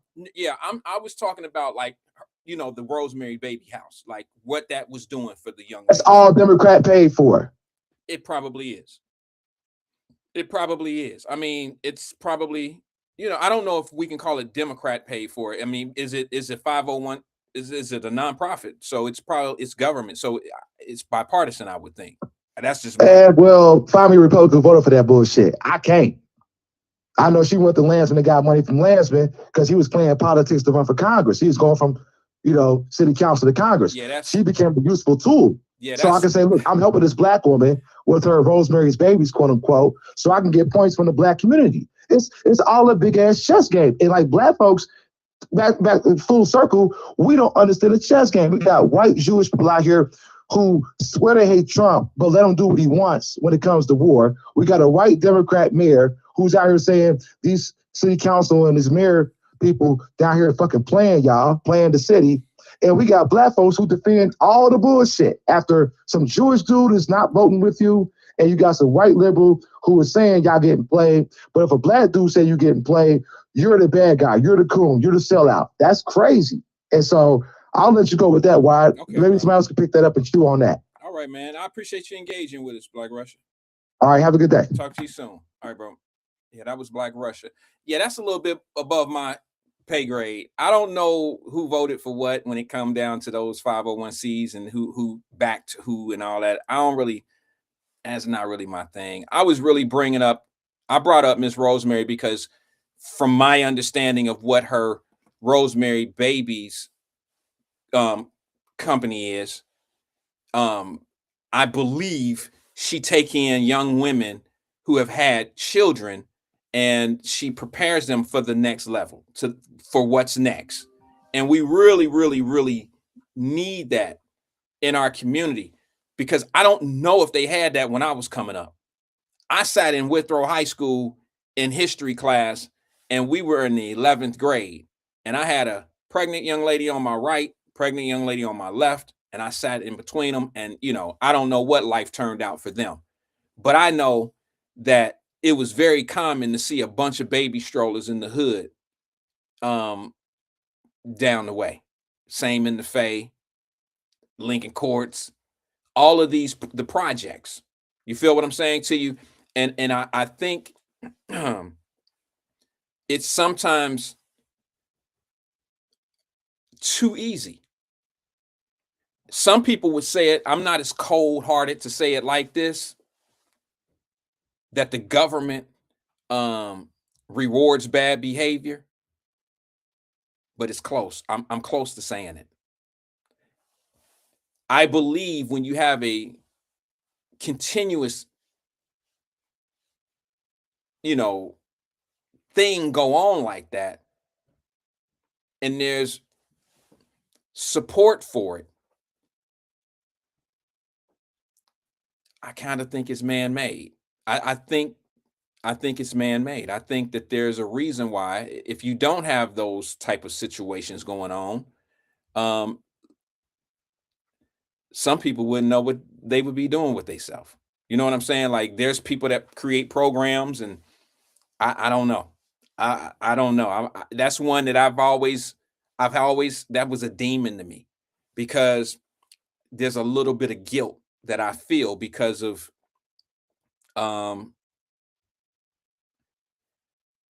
because I'm from that. My mother was 14 when she had me.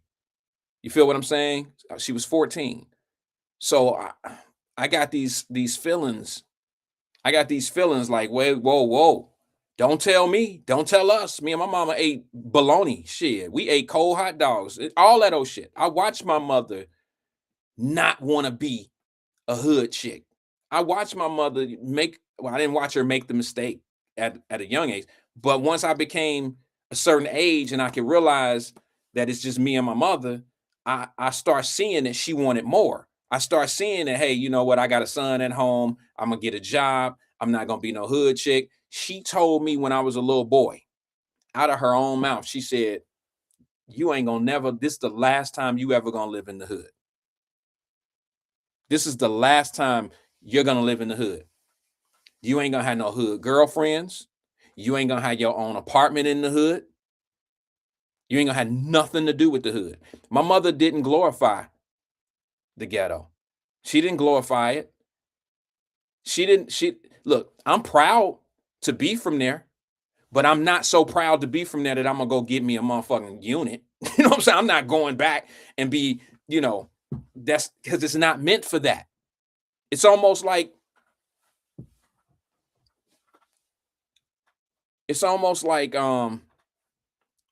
taking a foreign language. You take Spanish 1. You know what I'm saying? Like, there's 4 classes of Spanish. You can't call me no baller because I go to college or go to high school and I take Spanish 1 my freshman year. I take Spanish 1 my freshman, my sophomore and junior and senior year. I'm staying in Spanish 1 the whole time. That ain't no baller shit. That ain't nothing to be bragging about. I ain't no master of Spanish. I know that probably didn't correlate with a lot of people what I just said. But what I'm basically saying is, I am not going to go to the hood and live there. It's a starter kit. It's not supposed to be forever. It's not even designed to, if you live there forever, then you fell in the wrong designership of what it's meant to be. See what I'm saying? That it's not supposed to be there forever. Let me go to the phone lines real fast. Good afternoon, caller. This is Wyatt. Who am I speaking with? Hey, how you doing, man? This is CK calling out of Cincinnati, Ohio. CK, you know what I mean? CK, what's good with you, brother? Long time no talk to. Man, I just heard that wonderful story, man. God bless your mother, man. She told you as a youth, when you was a child, that the hood is over. This the last time. The stuff you was eating then, that's what I'm eating now. You see what I'm saying? You came a long way. Well, you know what I'm saying? I got bologna in there. Remember, I just told you last week, I said, if you are older than your balance, which I am, my balance is $18. I just checked it, but I bought 2 packs of Black & Mild, so I'm $4. $14. I'm 50. So I'm brokey. So this is how we do it. Your mother, she dictated everything. And now I'm starting to see, let the people hear this, sir. This is very serious. You young men with young mothers, 15 and 14, that is the father, because they so young, they put so much in you, like it's like a protective field. You feel me? Because I got a partner like you, and when I say like you, 15, she was 15 when she had him, but he know how to get money just like you. You feel me? He the guy people go to. So if me and you was friends, you might couldn't get paid off me, but you damn sure help me clean up my stuff so I can help you get money and we can get money together. But you don't need me. I need you. See what I'm saying? I hear you. That's what a 15-year-old or a 14-year-old mama does. And I want you to dive into that theory of how they making strong Black men with these young mothers, because she told you some powerful wisdom right there. A lot of mothers don't speak like that, and you know they don't. You know what? Here's the thing, CK. I don't know how long you've been listening, But I mentioned earlier today that I talked to a friend of mine, a girlfriend of mine from back, we grew up together from Laura Holmes. That same young lady was, we're pretty much the same age. And her mother had her at the same age too. This is how I gel with people that I grew up with, because we've all been through the same thing.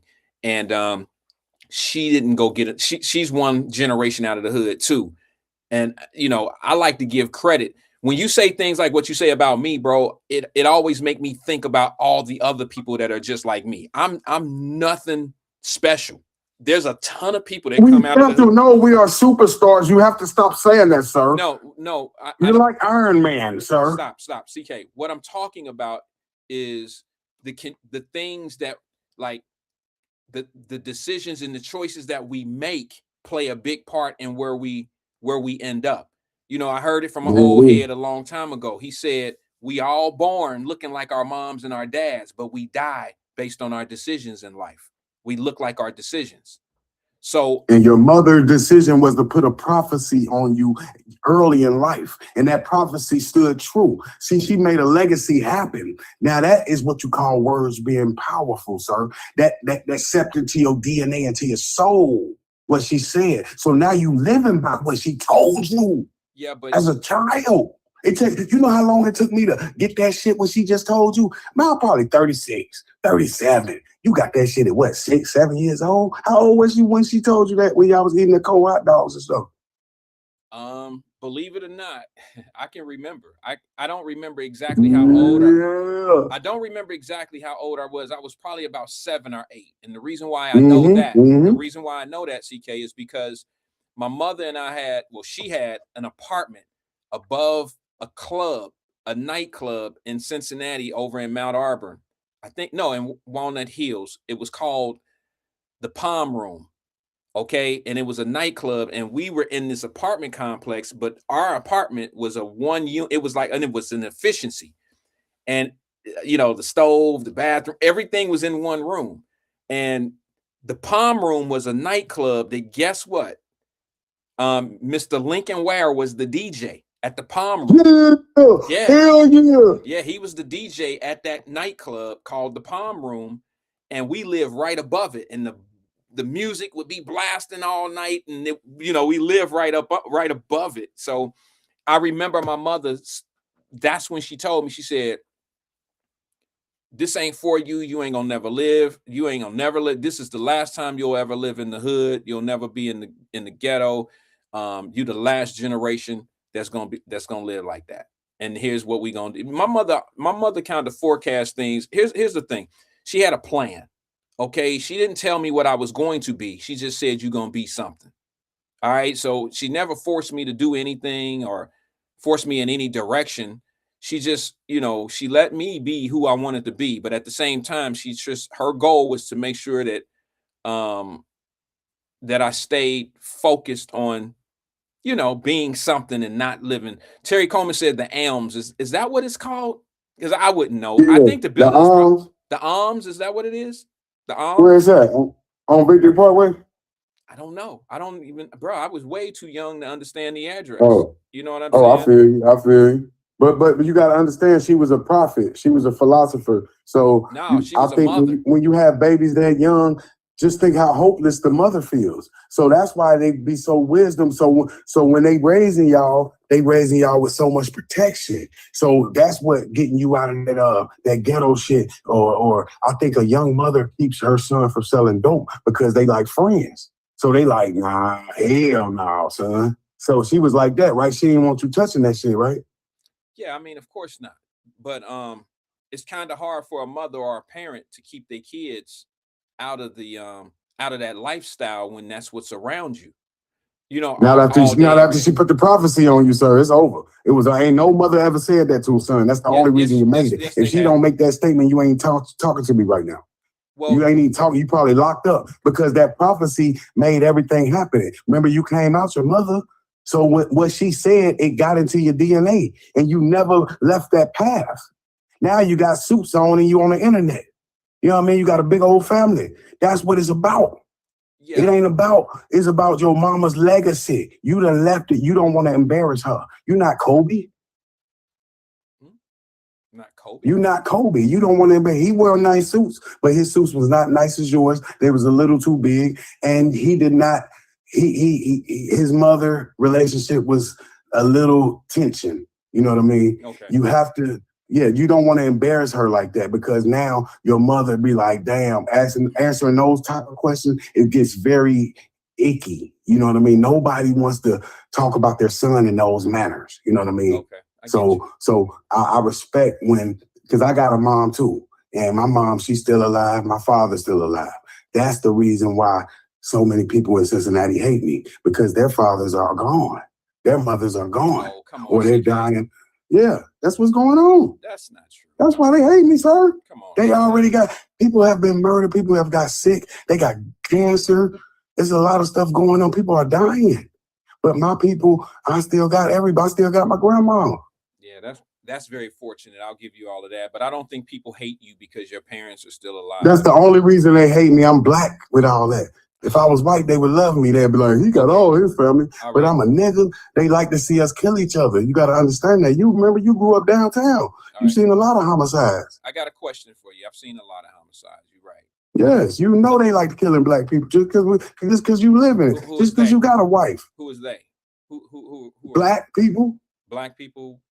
Yes, American. Well, let me say Americans, but black people especially. We love to kill it. Like the only problem we have is our disease is we like murder and destroying more than getting money and pussy. If we could flip that cycle around, we'd be making money. But we like killing more. Like 50. Why would you put a documentary out? Get the hell out of here. So you that stupid? Like you ain't got skeletons? You can only put a documentary out if you don't have no skeletons. Idiot.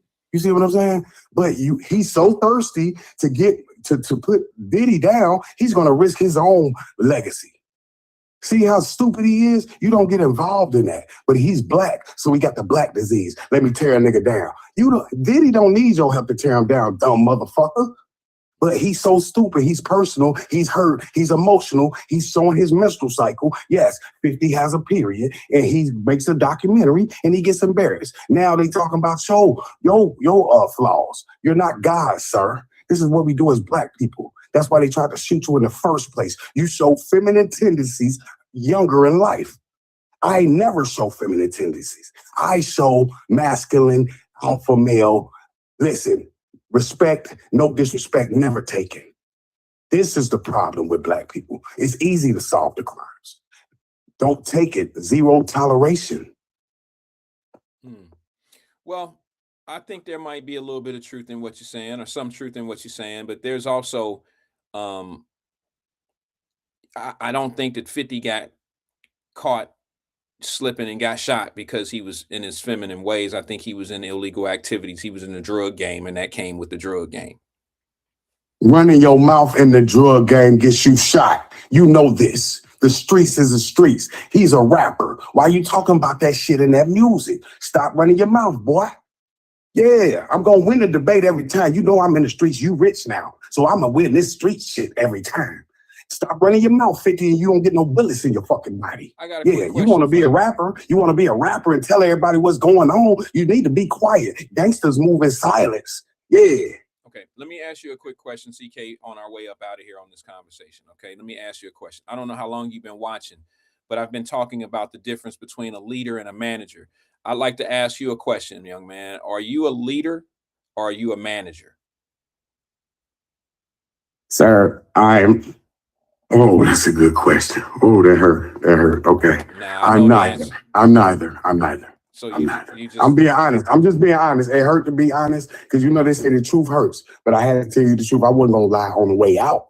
I'm gonna tell you the truth on the way out. I'm neither. I'm not gonna lie. Which do you see from hearing to? Which one do I sound like? I sound like neither. Ask the audience. Yeah, I'll put that question. I'll put that in their hands. Let that ask. You know, I don't know. I won't answer. What's the third option? There is no third. A lazy worker. Nah. You never hired a lazy worker? You never had that on your payroll? No, not in my office. I don't have. So you never had to fire nobody. You never had to fire nobody for being a bad worker. Sure, not laziness. I've let some people go because they couldn't get the job done. made some bad decisions, but I've never really fired anyone because they were lazy. Not even a receptionist. What about calling off? Calling off? Nope. Okay. Oh, so you hire people that got hustling. Okay. Yeah, So you saying you got a good eye for hiring people. That's good. Yeah, That's I'm good. the type of But person yeah. I just go to work. I'm just reliable. I'm not efficient. I'm a sorry individual. You know what I'm saying? Ms. Levias, your other vice principal. I would rather be in poverty than wealth because that's less stress. You know what I mean? I'm going to always go with the less stress because if you rich, look at Diddy. He locked up 59 shots. It ain't worth it. Come on. All of them out of here. Suge Knight gone. Come on now. So you rather be in poverty in the streets. Let me read this one right here on our way up out of here. Jerica Vaughn said, some people are employees. She's absolutely right. And that's what a manager is. A manager. That's what I am. That's what a manager is an employee. That's what I am. Thank you, sir. Thank you for taking my call, man. That was a good game when you gave me out the door. For real, that was a good game. Appreciate that, brother. All right, man. I appreciate you being here, brother. Yes, all right. sir. Thanks for engaging with us. All right. Bye-bye. Hey, I got a clip I want to show you guys. CK is he's like a commercial break for me. Somewhat, because my mental still kind of drag on with him. I got this clip I want you all to see. And I think it's what we're missing today. I think we're missing a lot of the strong men. I think we got to get back to the strong man situation. I think that women have done the best that they can do with raising our young men. No fault of their own. No fault of their own. But we need strong men. And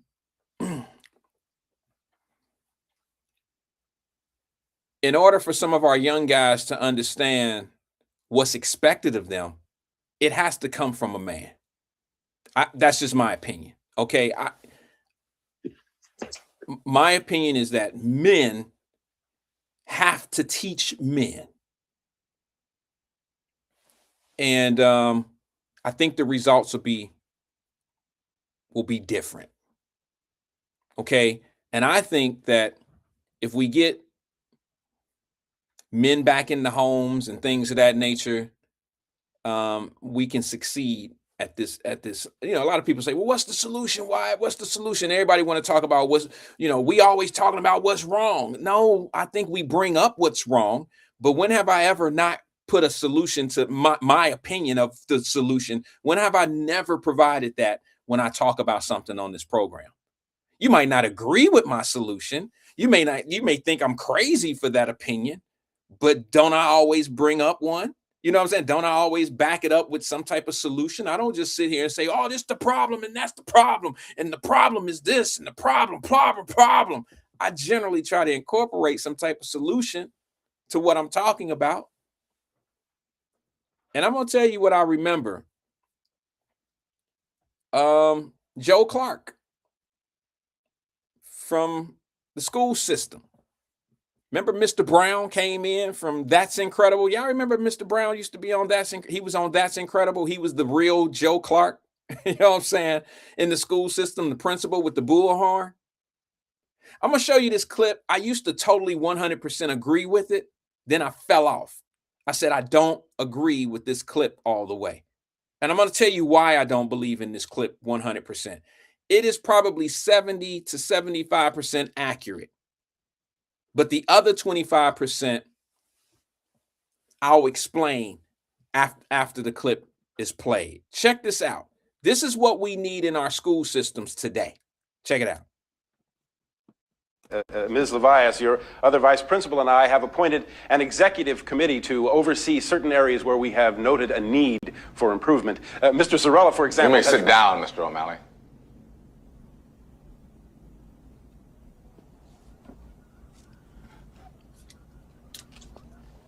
You think you can run this school? If you could, then I wouldn't be here, would I? No one talks in my meetings. No one! You take out your pencils and write. I want the names of every hoodlum, drug dealer, and miscreant who's done nothing but take this place apart on my desk by noon today. Reverend Slappy. Yes, sir. You are now the chief custodian, Reverend Slappy. You will scour this building clean. Graffiti goes up, it's off the next day. Is that clear? Yes, sir, the very next day. Detention students can help you. Let them scrub this place for a while. And tear down those cages in the cafeteria.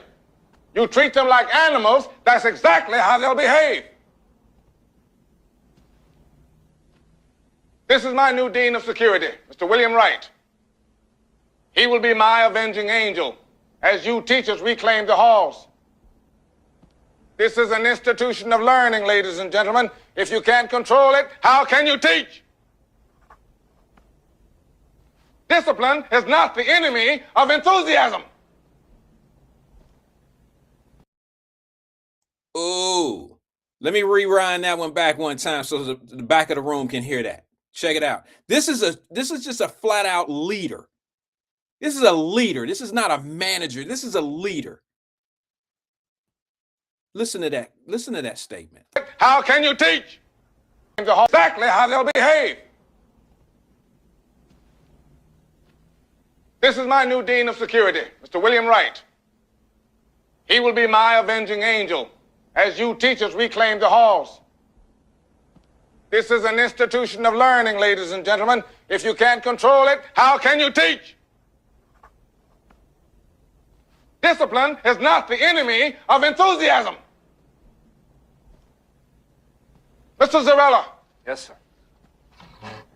Mr. Zarella, you are now my new head football coach. Mr. Darnell. Stand up, Mr. Darnell. Mr. Darnell will be your assistant. You know why you're being demoted, Mr. Darnell? Because I'm sick and tired of our football team getting pushed all over the field. Thank you, sit down. I want precision. I want a weight program. And if you don't like it, Mr. Darnell, you can quit. Same goes for the rest of you. You've tried it your way for years, and your students can't even get past a minimum basic skills test.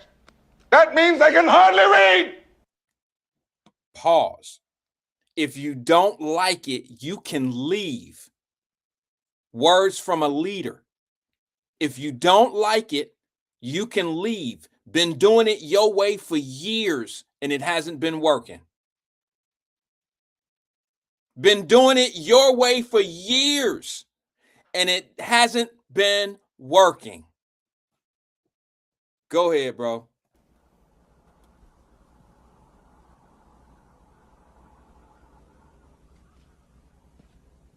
They've given me less than 1 year, 1 school year to turn this place around, to get those test scores up, so the state will not take us over to perform the task which you have failed to do, to educate our children.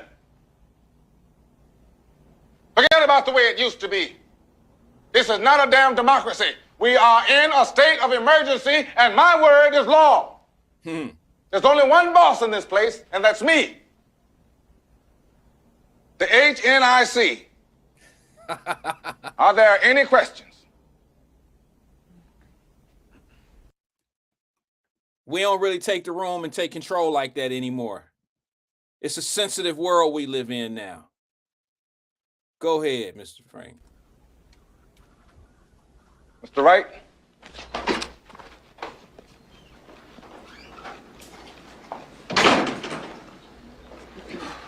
HNIC?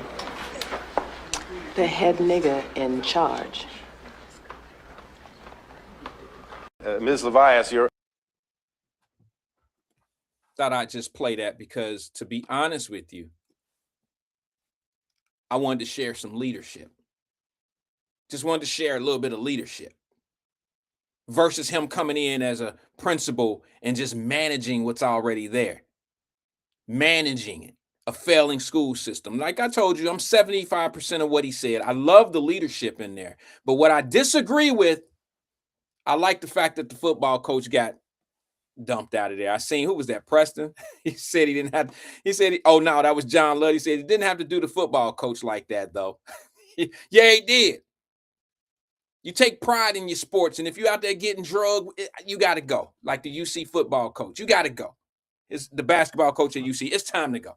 You got to get up out of here. We losing now. You got to go. There ain't no pride. But now that 25% of what I didn't agree with was this. I don't think it's all the way live the teacher's fault that kids are coming to school unenthusiastic. They don't want to learn. They having trouble at home. Mama don't care if they learn. Daddy ain't nowhere to be found. Mama ain't nowhere to be found. Daddy out working too much trying to raise the son or daughter by himself.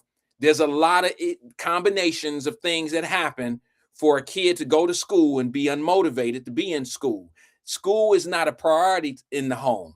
So if it's not a priority in the home, how is school going to make themselves a priority to a kid? How are they going to convince a kid when the parent, kids always listen to the parent when it comes down to things. Parents set the precedent of how things going to be in a kid's education. Parents start that off. And if they're not doing that, you're expecting the school to raise your kids. So I get it. I get what he's saying. And I love the fact that he's pushing the effort. And now in the story of the show, if y'all watch that, it's been a long time to lean on me. If you notice the difference between him just being a regular principal coming in and managing a school and just keeping it the way it is and just trying to organize it just enough so they can just get over the hump, and the kids might not be at the right reading levels and this and that, but we gonna get the job done. Everybody gonna get their paycheck on Friday. School unions and shit gonna be happy because we doing this. The teachers getting paid, blah, blah, blah, blah, blah. All that old goofy shit, right? That has nothing to do with the kids itself. At the end of the day, Joe Clark, wasn't that his name? Joe Clark was a leader because he was breaking rules. He was going against the rules for those kids. Now, I know that might not sound, Wyatt over there promoting, against the rules, policies. And no, what I'm saying to you is when you see something wrong, you call it out. If it's a law or a rule, you call it out. And sometimes you do have to break the rule in order to be better and succeed. It's almost like you waking up every day going to work and you got an incompetent ass manager. You got an incompetent ass manager and you know you can do things better than how they got you doing it, but you want to be managed. So you're going to do it the way they tell you to do it. And that's fine.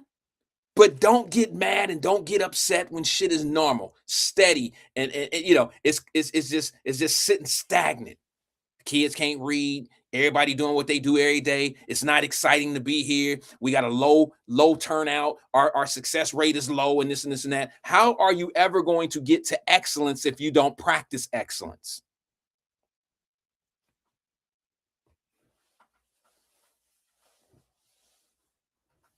I got to show you this clip before I get up out of here. I got 11 minutes. I want to show you the strongest clip when it comes down to the difference between a leader and a manager. And if I don't share this one with you, I'll lose sleep tonight.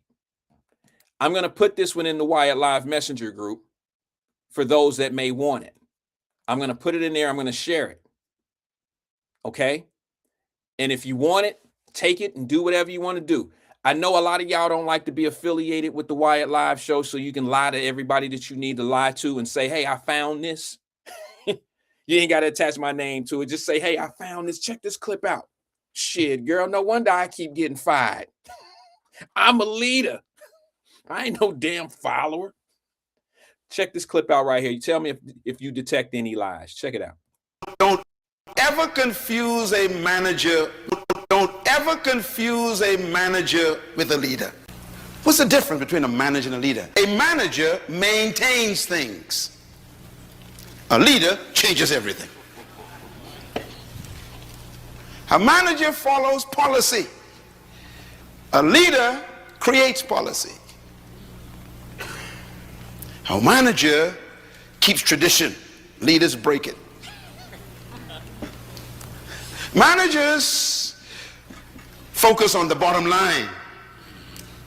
How much it gonna cost? Leaders focus on the horizon. Let's do it. Yes. Managers are always focusing on doing things the right way. Leaders want to know whether we're doing the right thing. If you are led by a manager, you will never grow. If your pastor is a manager, the church is stuck. If your department is headed by a manager, it will never expand. If your husband is a manager, your family is stuck.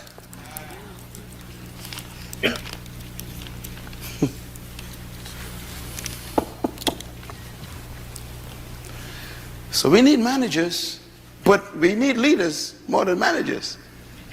Because leaders is what give managers work to do. I'm going to leave that one right there for y'all. I promise you, I'm going to leave that in the Wyatt Live Messenger group. I'll even download it onto my page.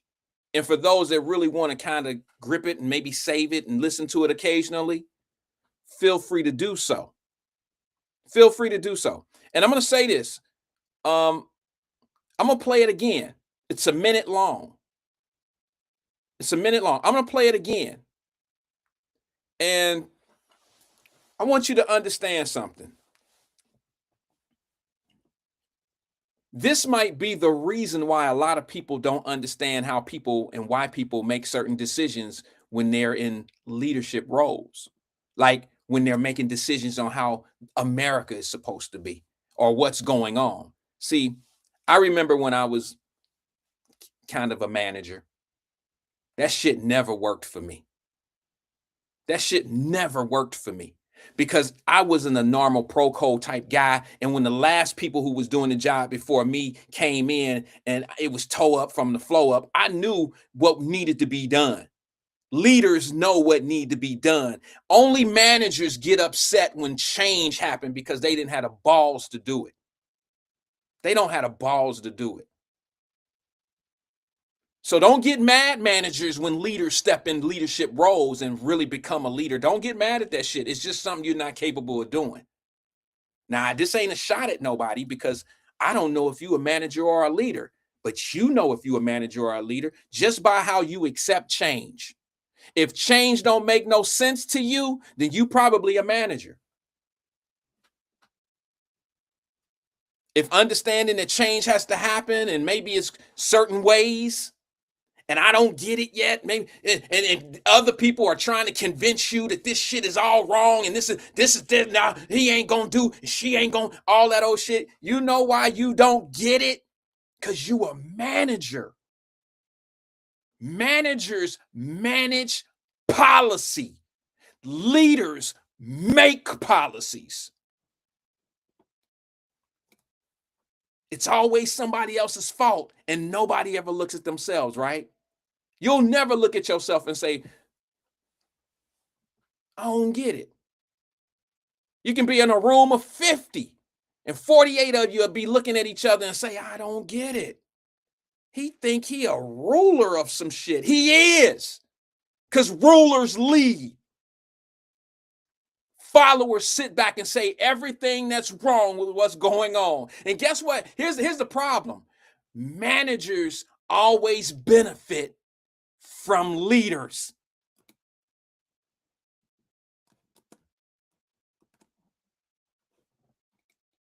Don't ever confuse a manager with a leader. What's the difference between a manager and a leader? A manager maintains things. A leader changes everything. A manager follows policy. A leader creates policy. A manager keeps tradition. Leaders break it. Managers focus on the bottom line. How much it gonna cost? Leaders focus on the horizon. Let's do it. Yes. Managers are always focusing on doing things the right way. Leaders want to know whether we're doing the right thing. If you are led by a manager, you will never grow. If your pastor is a manager, The church is stuck. If your department is headed by a manager, it will never expand. If your husband is a manager, your family is stuck.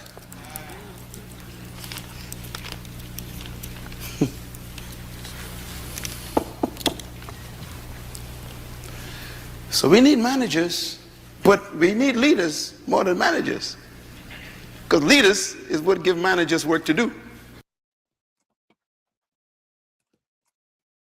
Like I said, that'll be in the Wyatt Live Messenger group for those that want it. And for all the clowns in the room, you'll never get it. They probably the ones that those are the ones that are probably the ones saying, I don't understand why things are the way they are. I don't understand why this is that. I don't understand this. I don't understand that. Or they're the chaos agents of what leaders are doing. Leaders take over the world. Leaders make things happen. Managers just manage it. Bottom line. That's just the bottom line. And, you know, the people who complain the most are never in leadership roles.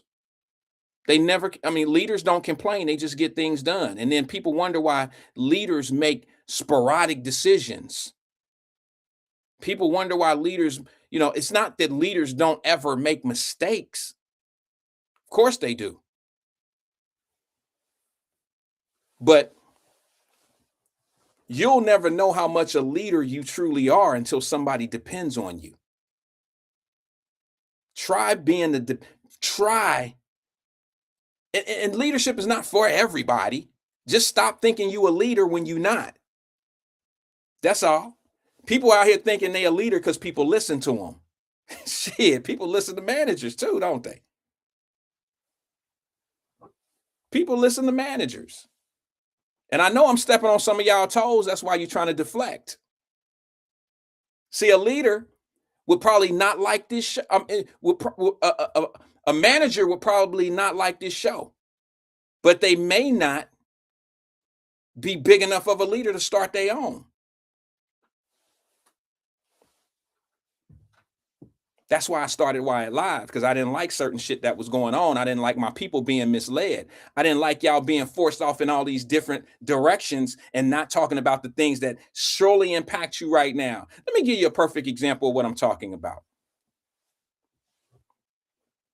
Do you see how everybody, and I'm talking about the news media, I'm talking about everybody is complaining about gas right now.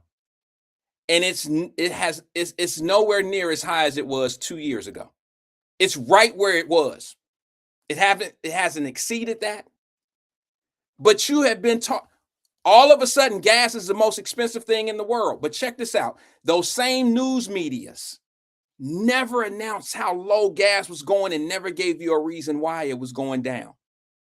Somebody explain to me or tell me right now, since you know so much, tell me why was gas down to $2.35 a gallon 2 weeks ago? A year ago, it was $3.50. Explain to me how gas went down to $2.35, because you had a reason why it was high. 2 years ago, you knew that, you said president didn't have nothing to do with that. Nobody bragged about gas being low 2 weeks ago. It was on a steady decline for months. You know what they bitching about now? Gas is high than a motherfucker. It ain't no higher than it was a year and a half ago. It's the same numbers. Why is it all of a sudden so damn high now, but 2 years ago you wasn't complaining about gas? I was. But now all of a sudden it's gone from $2.35 back up to $2.99 and $3.35. It was those numbers 2 years ago. Why is it a big deal now? 2 years ago, I told you, boy, I walked into the motherfucking Kroger or the Publix, and I bought $200 worth of groceries and can put them damn bags right next in the passenger seat. I remember when you bought $200 worth of groceries and the shits had to go in the trunk.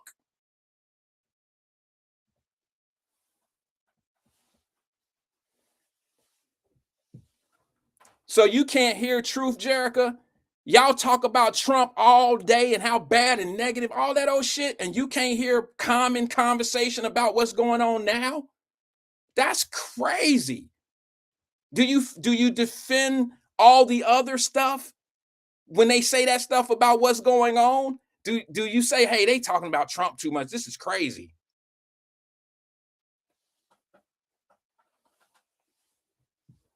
Think about it. It's such a contradiction. And it ain't even people here. Y'all forgive me if I sound like I'm attacking my folks here. I'm not. I'm talking about Channel 5, the news media. CNN, all these news groups are talking about gas as if the shit wasn't $4 a gallon 2 years ago. Why wasn't they critical about it then? Now all of a sudden it's back up where it was. They're complaining. But not one of those news media outlets said anything about the decline. None of them. Somebody answer that for me. And here's the other thing I'd like to say. I'm not defending any wars. I understand why that war is going on in Iran. I understand it totally. But now let me explain something to you. It's not really a war. Let me put it in proper context. I'm going to use a neighborhood that maybe everybody who's in Cincinnati could be familiar with. Let me explain to you. Saying that United States is in war with Iran is like saying the United States is at war with English Woods or the Fay Apartments that might have a residency of 1,500, 1,800 people. The United States of America could blow Iran out of here anytime they want to. They're systematically taking them out because they are a nuisance. They are a problem. They are bad for everybody, whether you like it or not. Here's the crazy thing in the world. The same people was yelling, my body, my choice, women's rights and all that old shit. How do you feel about the women of Iran feeling good about themselves now because they're not under dictatorship? How do you feel about the Iranian soccer team, female soccer team, running out of there now because they don't want to go back? They ran out like, we're not going back. They risked their life for asylum ship not to go back to Iran and be under a dictatorship. How do you feel about that?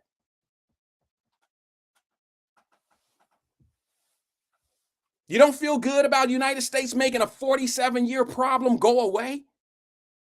That Iranian dictatorship regime is a problem over there for everybody. They're never going to touch America.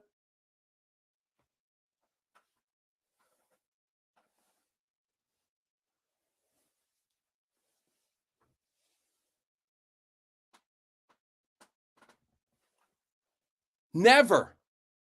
Until one of the sleeper cells, we had this conversation, three years ago, when all those people were crossing over into the border. See, I speak facts. I ain't making up shit, and I ain't trying to make it all one person's fault. It ain't Trump's fault. It ain't all Biden's fault. It ain't all their faults. But you do know people came across this border. Y'all wanted it to be about racism. Y'all wanted it to be about, they don't want the Mexicans here. Do you know how many different people crossed that border with different intentions? Not everybody was coming here, like you Democrats say, to pick crops and clean people toilets and all that old shit. See, y'all don't even know how racist those white liberal Democrats are. You see how they said that shit about the Mexicans? That's how they felt about your black ass. Somebody got to clean the rooms. Somebody got to pick the strawberries. Somebody got to clean the toilets. That's what they say about the Mexicans and the foreigners that come to this country. I don't think black people say that. I think a couple did say that out loud. They were politicians, though. So they're paid for that opinion. They're paid to think that way. They have an agenda.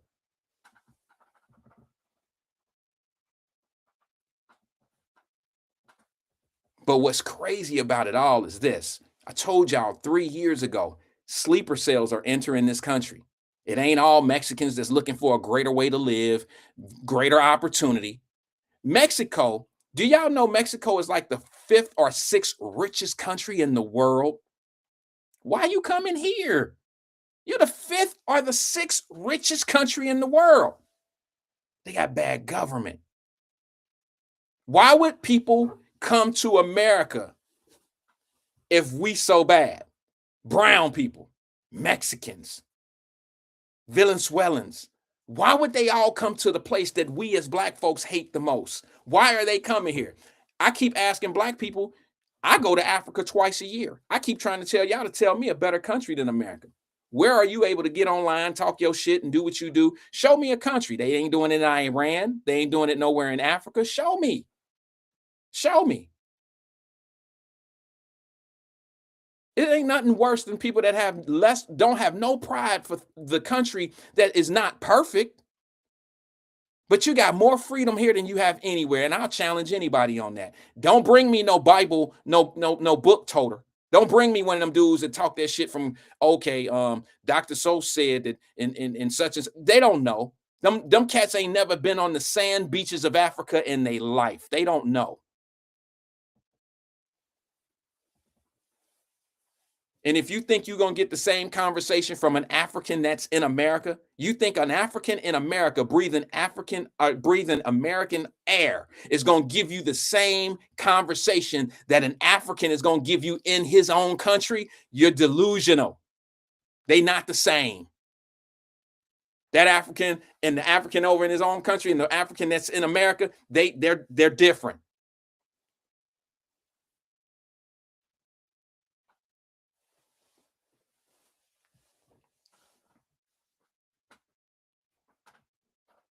Some people don't stick around for the real conversation. They can't stand to hear the opposite of what they bitch and complain about all day, every day. They can't stand that shit. They love hearing how fucked up everything is. You know why? Because misery love company. You can't even have a conversation about your local government without them throwing up about, well, how do Republicans think about, what do Republicans do for you? You don't know. You don't have any that has an oppositional thinking, oppositional thought than anybody on your city council. You got 9 yeses on everything. That's why you don't have anything. There's no counterproductive people, not counterproductive. There's no counter-thinking people there. You don't have anybody that's holding your council accountable. They're doing what they want to do. It's a get-along gang. You don't have any opposition there. You don't have anybody saying. That's why the Liz Keaton lady, who's a Republican, that's why she said that year she was in office the final time, she was the only one to vote to cut taxes on property. All the Democrats said, no, let's leave it the same.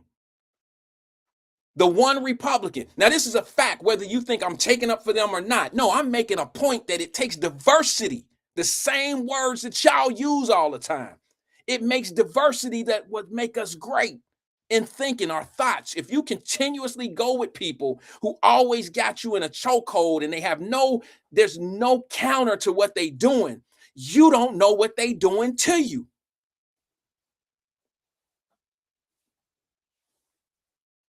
But I understand the hold that they got on you. I understand the hold. I got it. I understand. If you go against them, see, you're a manager.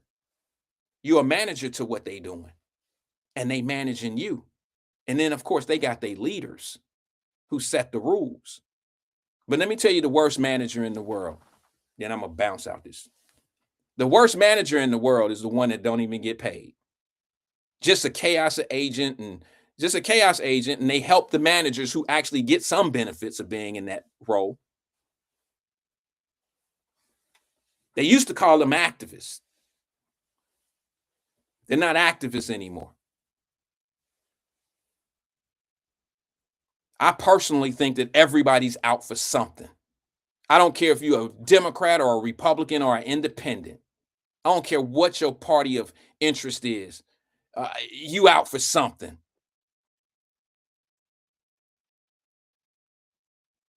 And hey, there's a lot of questions that if you really put it on the table and you posed, if you put it up there for people to think about, if you really thought about some of these questions, you would ask yourself deeply, damn, I don't know. Like, what is that?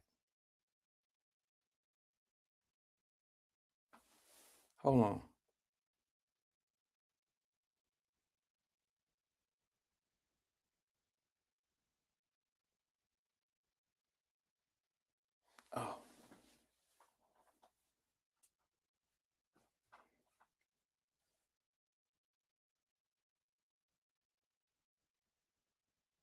we always get these questions of, and I hear, I don't know, independents or Republicans, y'all always asking Democrats, y'all always asking black folks, well, what do Democrats do for you? Stop asking that dumbass question. Stop asking that dumbass question. That's a dumbass question to a black Democrat. I'm with them on that. I'm not a Democrat. Used to be. That's a dumbass question. You know what makes it so dumb? I hate to say this. Stop asking that question. It's a dumbass question.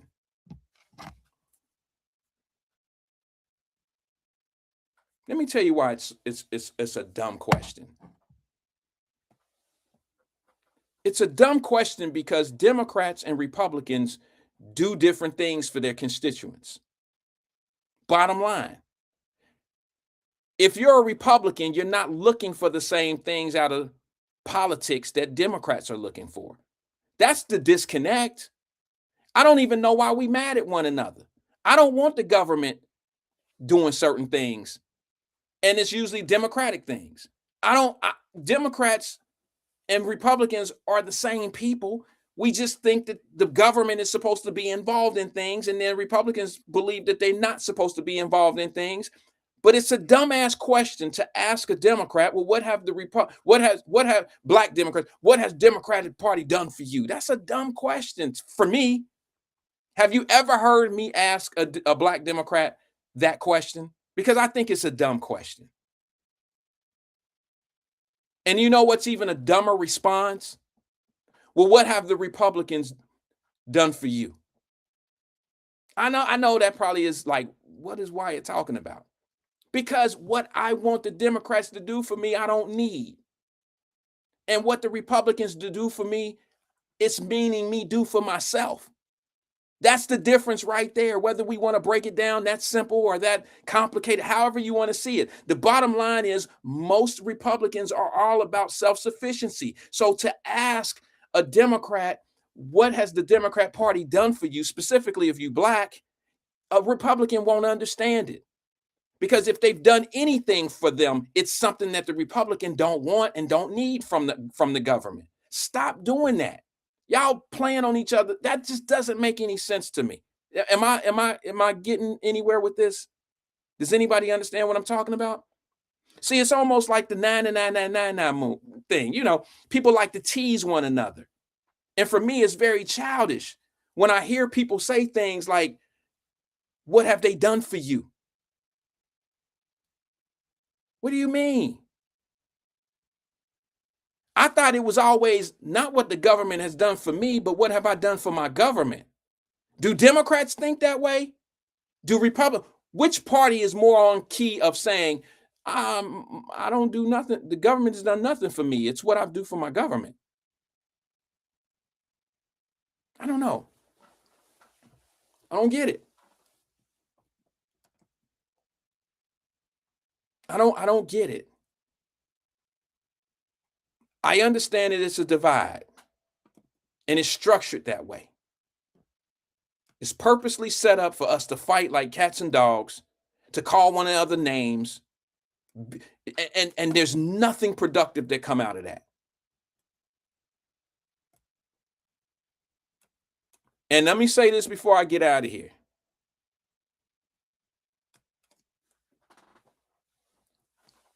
I don't know if y'all gonna think that I'm attacking my brothers and sisters that are Democrats, because that's not what this is. But I just don't understand why 90% of you have a problem with a 10 percentile. I don't understand why that has to be your conversation about the other 10%.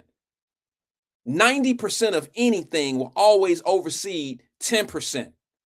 And if the 10%, y'all talk about the 10% being knuckleheads, stupid, dumb, and all that old shit. Well, what makes you so smart? Because technically, 90% over 10%, you get what you want. Show me a vote where if 90% of you vote on something and the other 10% don't vote that way, they lose, you lose. Why do you have to be so insulting because 10% of people don't think like you? Only 10. And here's my question.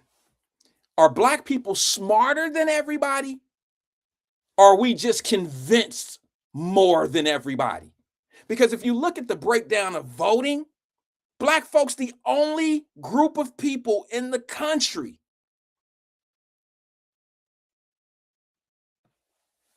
that vote at a 90% clip. Everybody else is damn near 50-50 or 60-40. Let me go to the phone lines before I get out of here. I'm glad you reminded me, twin, because I was about to bounce. Good afternoon, caller. This is Wyatt. Yeah, I've been on it for 40 minutes, 50 seconds. No, I don't have that count, but okay. Okay, but I'm gonna give you your time to talk. Go ahead, bro, before I get out of here. I ain't gonna be here that long and stuff. You're making a good point and all that. I like what you do, man, and everything else. And that's why, I rock with you, man, from day to day. When the time you come on and stuff, even though you say 1 o'clock, hey, be 1:15, 1:30. Yeah, but come in. But I go long. I'll make it up at the end though. Yeah. I mean, you get it. That's like Jamal Bryant. I can't rock with him and all that. He the same dude that came to Baltimore, tried to enlighten people, educate the block guys and all that. Man, get on with that. Because you're not making no sense. Whenever you rock with us, you want to come here and stuff because election time and all that. No, come here every day. Don't come when the storm hit. Come over. Come before the storm. Come on, man. He the same guy that said Jesus lied 80% of the Bible. So Wyatt, I don't get it, man. I mean, you try to make a statement or you don't. I don't get it. But if I'm selling twin gear or wide gear or something like that in a store, why would you boycott my merch or whatever? And I'm trying to make money. And then after that, once the boycott down, Wyatt, it's the same people like us black folks in there shopping again. So it don't make no sense to me. What was the purpose of your boycott? To make a statement? How y'all treating people? DEI? We only make 3-4% of DEI. So go on with that. Get it how you get it, man. And people, and I just don't understand. Charlie Luker, he knew what was going on. He was part of the conflict of interest committee. He knew what was going on, what the shady games they was playing behind that. He said, I'm out. They ain't making no sense to me. And then you said about leaders and managers. When something messed up and been messed up for so long and everything, and I come in to lead people, let me manage this right. If y'all been losing all y'all life and everything, been doing this and y'all been going with the same people for so long, now that I come in to turn this around, and some like it, some might not like. Some like it, some might not. But I'm trying to manage this thing to lead y'all to the right direction or whatever. You might not like it, but hey, I'm trying to lead you there.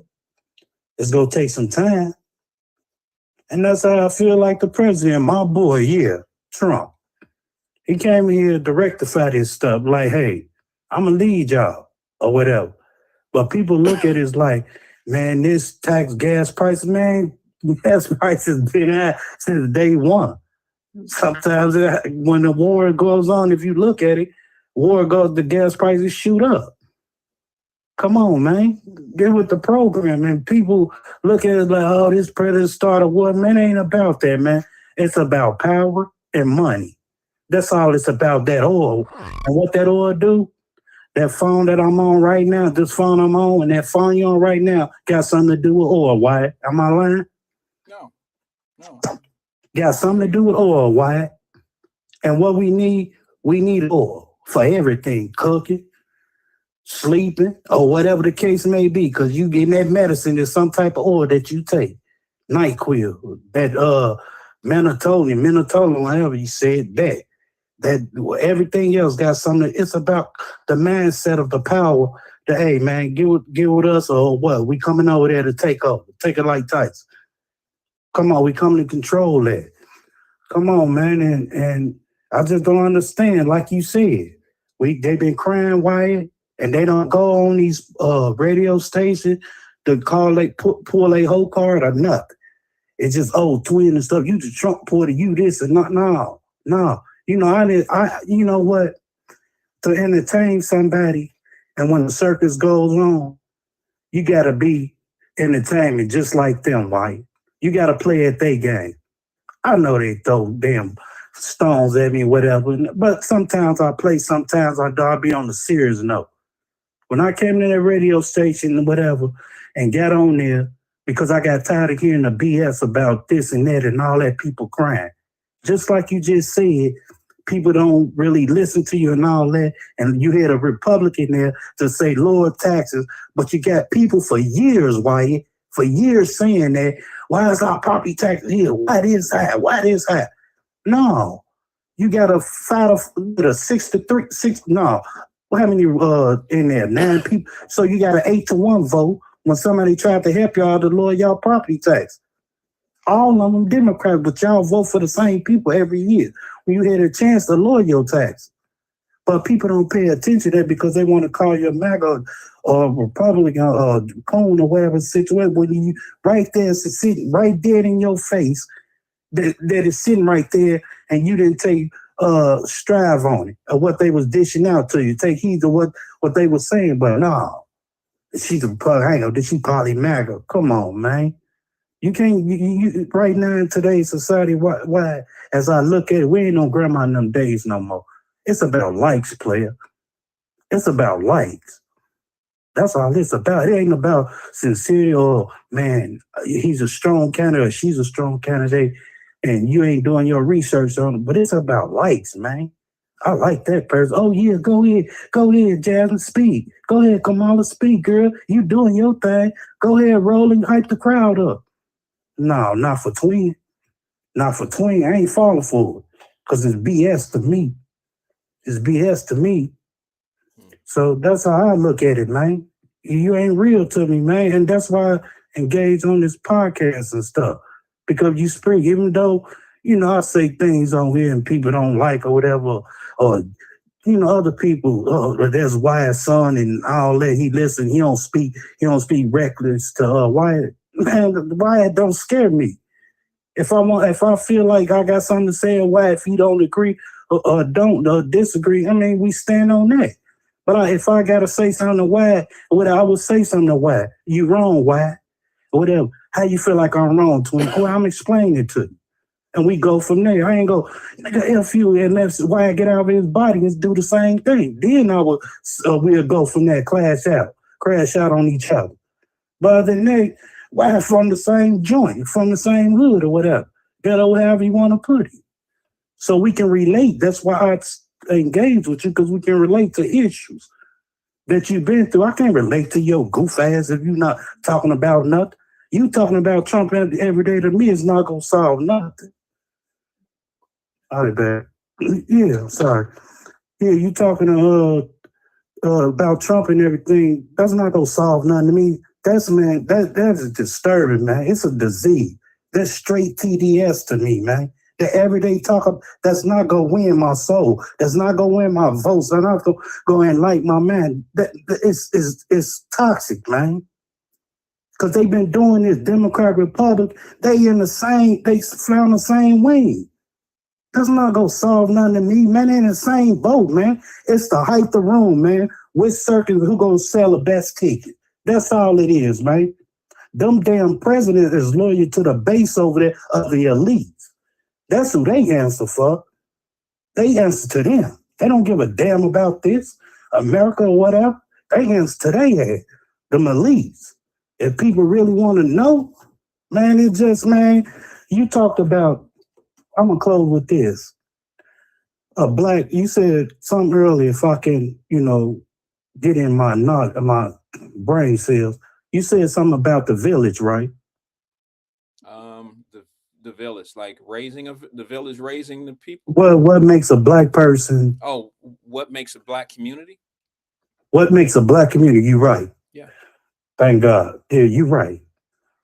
You know what makes a black community is our past history of going through the struggle of the 60s and 50s and all that. It was what we was taught, the principle, the values, the structures that we stood on as a community as a whole. We was raised by the community and everything, a good ass village that we was raised by. Mr. Johnson and Pee Wee and all them OGs and all that we was raised by, and that we was getting it on our own. We ain't need no help for nobody. How you doing? How you doing, Mr.? I'm good.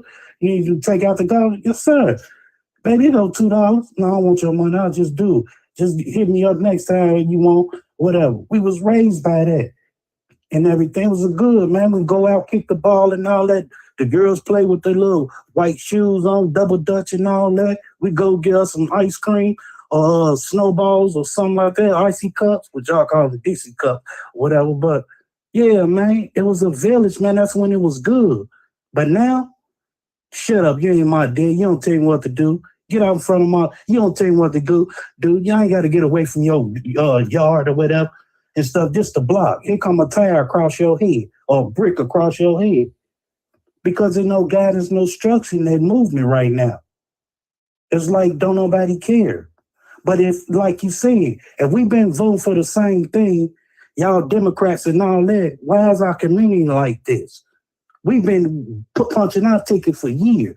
And this the things we get, senior in the next 4 years, it shouldn't be like that, man. If you talking about democracy for the people, by the people, you care for the people, show me something, man. Well, let me jump in for 1 second, Twin, because I had a quick question. This your podcast. Yeah, I wondered that sometime, but let me just ask you this question. Go ahead, man. When you say people living in the hood and they all voting, like people voting Democrat, do you, I mean, like, I'm trying to understand, do you think it's Democrats that put people in the hood, or you think people put themselves in the hood, like in the ghetto? I mean, I'm trying to understand, like, when I was under my age and your age, our whole community was what? Democrats, right? Pretty much in my area, yeah. When we was growing up, it was straight Democrats, right? We didn't speak this language when we was growing up, did we? What? You's a coon, you this, and you vote this and all that, right? The devil got our minds in the internet and everything. What you were just saying, Wyatt, we was all raised by Democrats. But these new Democrats that make you want to go back to 50s and 60s and all that, it won't work for Twin, man. No, I think every time. No, wait a minute, hold on. I think people that are Democrats, they know that there's issues in their party. I think that they look, especially black folks. I think black folks are very, they recognize that the Democratic Party is way different than it used to be. And what I mean by that, folks, before we start, you think I'm attacking, I think that we all can agree that we've never, as black folks, agree with a lot of the things that the party is supporting now. But I think it has hijacked onto the party, just like in the LGBT community. It used to be lesbians and gays, and they've added all these different letters and things to it. I don't think no, seriously, I don't think a lot of gay folks are happy about that. I've spoken to some, and I mean that respectfully. It's just like the black community. I think a lot of people have hijacked civil rights. I know civil rights civil rights is for everyone. I get it, but it was set in place and primarily used, and it was put in place for black people. But what has happened is now black people have been set in the back of the line for civil rights. People of other ethnic groups are coming to this country on the backs of civil rights and getting more from it than we get. And I don't think black Democrats, y'all don't holler about it, but I think you would have to agree that it's wrong. And I don't think they like it. It's just that when you admit that, like, okay, if my mother is bad, if my mother is bad, I don't tell everybody in the world my mother is bad. You know, like if she's teaching me how to do things behind closed doors in my apartment or in our house, you know what I'm saying, growing up, I'm not going to go out there and badmouth my mother because I'm embarrassed to do that. Number one. Number two, that's my mother. Nobody's going to talk bad about their mother in public like that. So I think that happens when you have a loyalty to a party as well. You know, it's just like when Trump do something wrong, you don't hear Republicans come out saying, yeah, he wrong for that. But yet it's funny how when Democrats call out Republicans on that. Now, guys, I'm neutral here. I think both parties have a problem in this. When Republicans see that Trump is doing something wrong, Democrats say that Republicans are brainwashed and they just listen and do whatever Trump want them to do. They could say the same thing about Democrats, because when Biden was doing crazy shit and was allowing certain things to happen, y'all didn't attack Biden. Y'all never said Biden was wrong. Both parties do that. There's a level of loyalty between both parties. And I don't see why y'all try to use that loyalty is a bad thing when in fact you're just as loyal to your party. Y'all don't run around here criticizing Democrats. Republicans don't run around here criticizing Republicans. Both parties are the same when it comes to loyalty. So I don't understand why that seems to be an argument for somebody. How dare I think like an onion, smell like a skunk, and I'm going to turn around and tell somebody, damn, you stink. You know what I'm saying? Like, you can't be that type of person. You can't, you know what I'm saying, be what you bitching about. You know, that's how, that's a little, you know, that's what I see. I see a lot of that. So and that's why I was saying, man, we've been getting the same results, and now that's why I'm not when it comes to it on the real, man. I don't do this politics stuff, man. Yes, I'll get on your platform. Yes, you do. Really. You do it every day. No, man. If you man, calm that noise down, player. If you meet me on the streets, you know damn well and stuff. I don't get into. But it's a couple of people on here know me that I see damn near every day. That I see every day that know me. I do not really talk about this damn politics. Well, bring that twin to the conversation and let's see what happens. Bring what to the conversation? The twin that you are away from, like who you are when you're in the street. Then I can't say. Then I wouldn't be able to say what I just said. No, you making a good point, because they don't talk about their own when it's messed up in our own community. We get what we get because then nobody want to pull a Democratic card. So they get the same result. Now they got to blame somebody because they messed up in their own way. They want to make it as a race and emotional fix, which you can't do, man. All it's about emotion and all that. Then they feel it's about Trump and all that. That's all they in their feelings of fun. They want to say everything race. Oh, if you vote for him, or you must be a Mac. Man, get on, man. Well, let me just say that's sick, man. Let me say this to you. When Joe Biden was the president, I didn't hear any Republicans giving him any props. I didn't hear any Republicans saying, damn, Joe, that was a great day you had today. That was a great decision that you made today. Both parties do that. Both parties do that. Everything that Trump does, he's going to be criticized because he's the president. When Joe Biden was the president, his party stuck behind him. He was half dead up on the stage and nobody said a word. I'm just being honest. Trump get up there and say things that are not true, and you don't hear a Republican saying anything that, it wasn't quite, you know, they both justify the bad behaviors of their parties. Both of them. And I ain't got no conversation for people that can't agree with that. I mean, you don't have to agree with it the way I agree with it or see it the way I see it. But the bottom line is both parties are loyal to the good behavior and the bad behavior of their party. When Biden was the president of the United States, the radio did not criticize him. Okay? Didn't criticize him because that's their party. There's no doubt in my mind that they lean more Democrat because they make their money off of Democrats. How would they look if their commercials was all Democrat, Democrat ran politicians and Democrat policy based stuff, and they over there criticizing the Democratic Party? That's not a great financial move now, is it? See what I'm saying? Right. Like, you can't be on the Democratic team and getting Democratic funding and money and then going hard on them. That's not how you get revenue. So it only I understand why there's an offset and an off balance of conversation coming from Black radio in Cincinnati. I totally get it. But That don't mean that somebody like myself can't say something about the other side. But of course, that side is going to say that I'm more pro Trump or whatever. No, I just talk about what y'all don't talk about. That's all I do, because you don't need any help talking about Trump bad, because you got you got your news channels and you got your local black radio that y'all do enough of it. So why should I sit here and be a 2.0 of the shit that's already been talked about?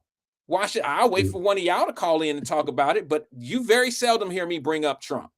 And if I do talk about Trump, I talk about it because it's been brought up, and I'll talk about that point of view. But I never lead out talking about Trump. I never led out talking about Biden. I might talk about a policy. I might talk about like what I thought was going to happen with all these people coming in because I felt it was unsafe. Let me give you a perfect example. My daughter is coming home for spring break. Okay. She'll be home Friday. Her and her friends are all getting together and they're taking a flight together to go somewhere on a trip, a spring break trip. I'm scared to death. I'm scared to death to have my baby fly right now. You know why? Because we got a situation right now where Iran can't touch us from Iran.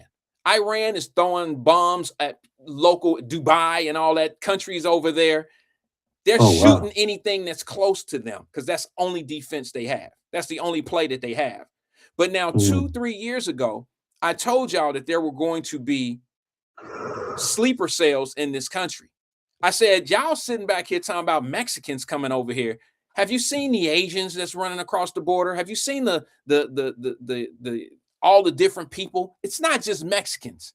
And y'all got y'all politicians talking about it's a free country and we can bring people in and we want asylum and blah, blah, blah, blah, blah. And what y'all missing, what a lot of people missing is it wasn't just Mexicans coming in this country. It was a whole lot of different types of people, tons of different types of people with good intentions and very bad intentions. So now my baby going to be on a flight over the weekend to go chill with her friends at the beach and all that old stuff. I don't feel comfortable with that because what Iranians do, they're not afraid to die. They blow shit up. They're terrorists. They've been doing that type of shit for 47 years. And I got a problem. And I mentioned it years ago. I said, we got a problem. And this had nothing to do with Trump. This was open borders. There's repercussions to having people come in your country unvetted.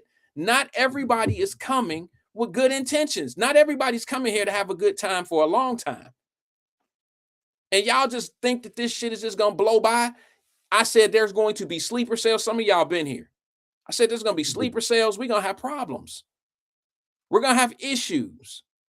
Hey, well, I didn't cut you off, but wasn't it, was it New York or somewhere where two guys threw a bomb at a marathon or something like that? Wasn't it New York? What was it, last week or something like that? Yeah, it was this week. This week, they threw a bomb at a marathon or something they was running? No, that was in Boston years ago in the marathon. No. I mean, I thought they was running a marathon or just threw it in the crowd.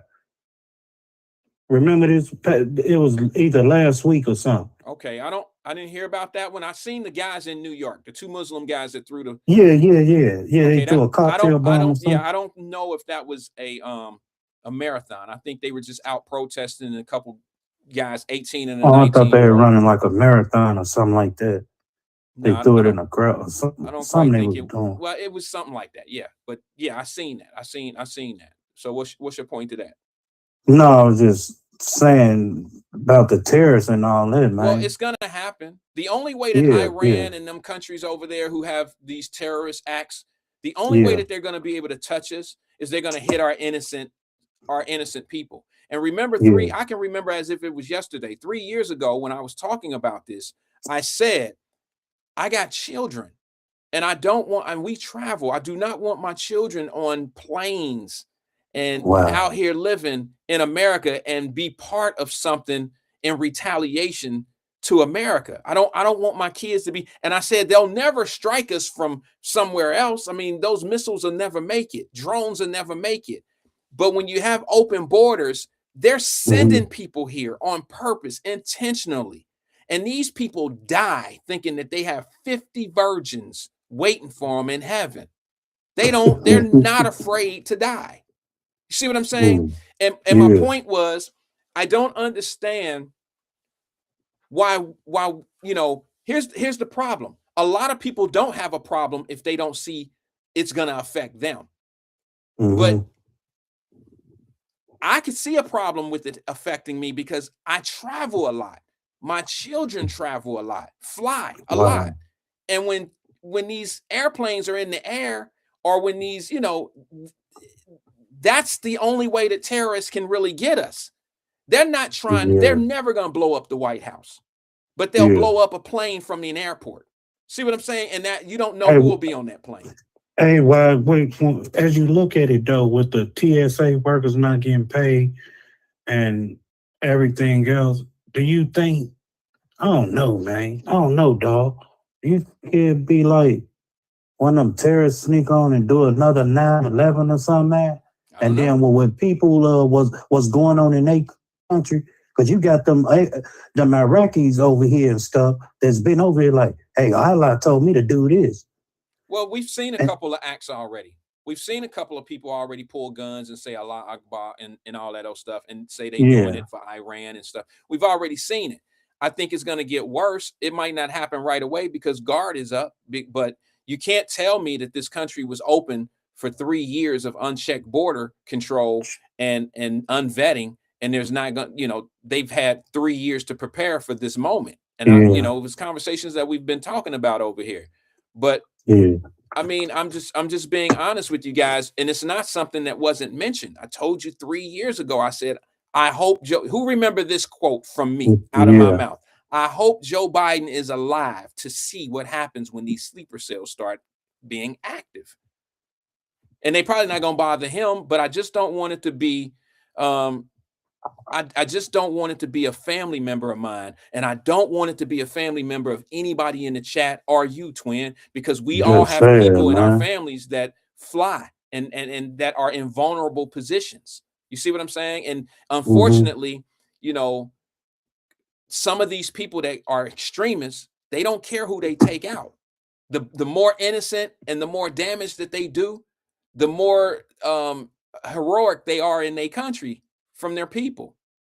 Yeah, and I'm just sorry, bro, but this is a serious, and I can't tell my baby, y'all. I can't tell her she can't go. She's grown. She's grown.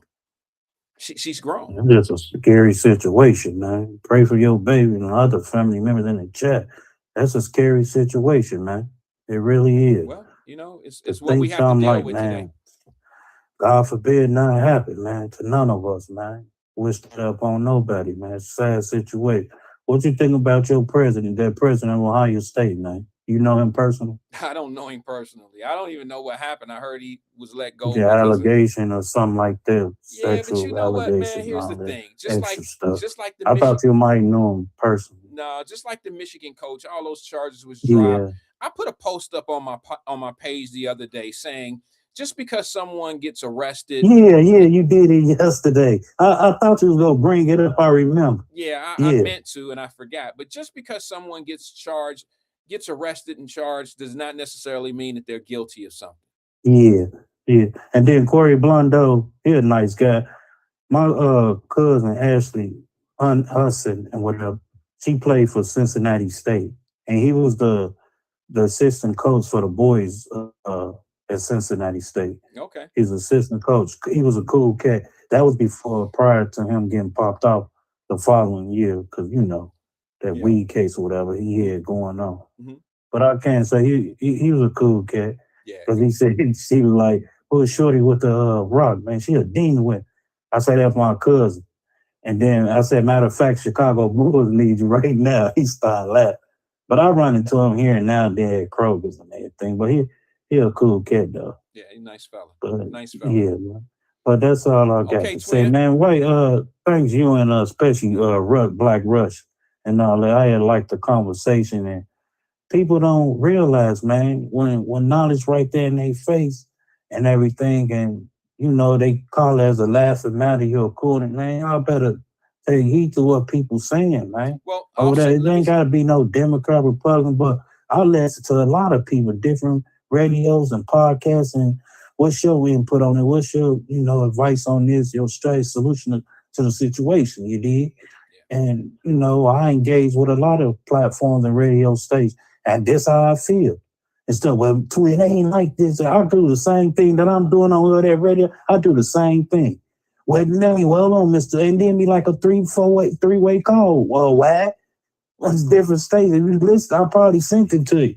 And so it's just not the wide show or radio. I'll be on, and then they'll check me too. Oh, this ain't how it go. Twin, they ain't how it go. Whatever. So I engage with people and stuff. I like what you're talking about. And then sometimes we don't talk about politics. They talk about what's the outcome of, as just like you just said, raising your kids and how we was raised from the village. They talk about that. There don't be no politician with it. Politics talk and all that. They talk about real informative situation, uplifting the Black community, how you can make money and all that.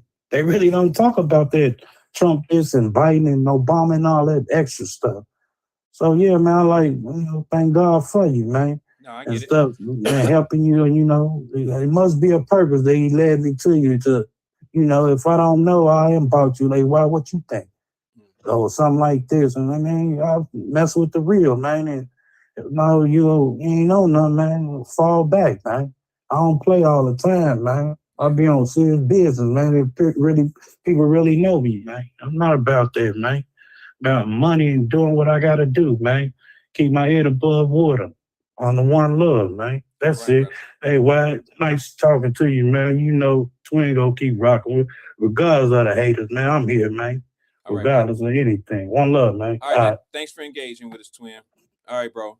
Twin held a long time, so I wanted to give him ample time to get things off his chest. But I think we've talked about some important things today, but I'll just say this. I think that it's important that we pay attention to local politics. I think local politics are more I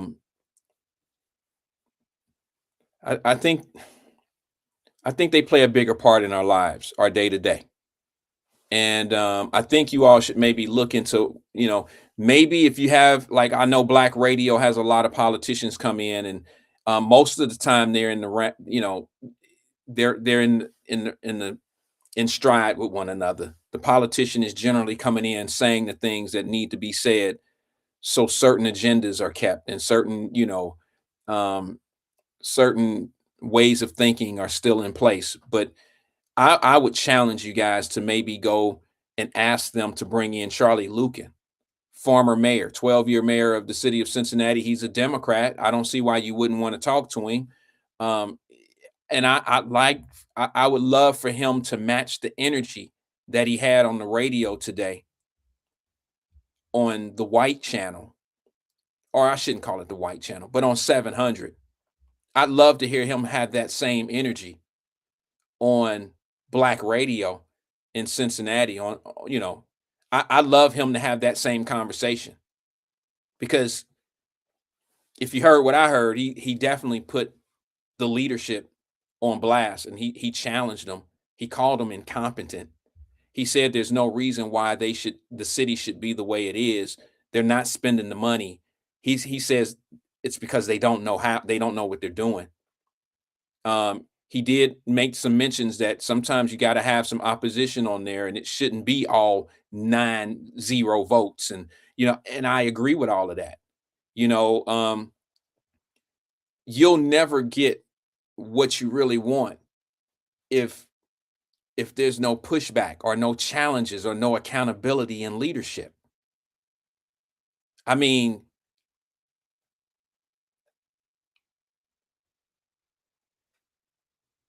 Brenda Early says, I don't have any contact for him. I have zero contact. If somebody, maybe Black Russia, he's in the, I'm not in the politic game. I don't want the mayor. Listen, Iris Rowley told me one time, did she do it on the show? Maybe on the show. I think she offered to have the mayor come on this show. I'd never really want to have politicians. And so this is the wrong show for fronting. This is not the type of conversation that somebody who ain't shooting straight want to come on. Not a leader, not a so-called leader, especially not a manager. Trust me, I don't want them to come on. I don't want them to come on because it's not going to go well. I promise you. And I don't mean it because I'm a, like a monster or a nasty guy. They just can't hit me with that, yeah, sure, and shiny suits and shit. That just shit don't work with me. My questioning is not going to be a softball. It's not going to be a softball game. It's not going to be an all-star softball game. It's not going to be like that.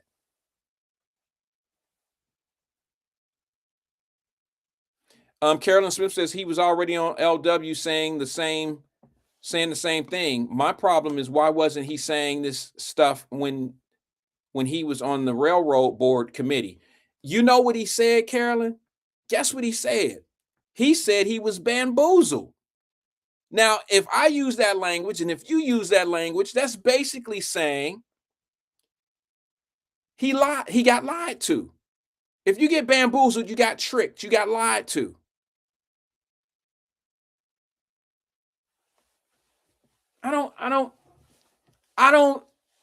You on the board. Now, I know the board was representing one thing and the council was representing another, and the board was fighting for the sale because the city council was saying, we're ready. We'll be ready with the shovels in the ground on day one. But this man went on radio on 700 and said, in broad daylight, I got bamboozled. He said that. I mean, I'm not making that up. He said, I got bamboozled. All right, let me read this one. I haven't read it. It's pretty long. Jericho Vaughn said, Wyatt, you're about to be mad at me for saying this, but why did you stop yourself from calling 700 white radio, but call black radio and not Lincoln Ware show? Okay, let me read it a little slower. I think it's a question. I'm not going to be mad at you, sis. I promise. It's probably a legitimate question because I caught myself somewhere in that. You said, Wyatt, you're about, let me skip that.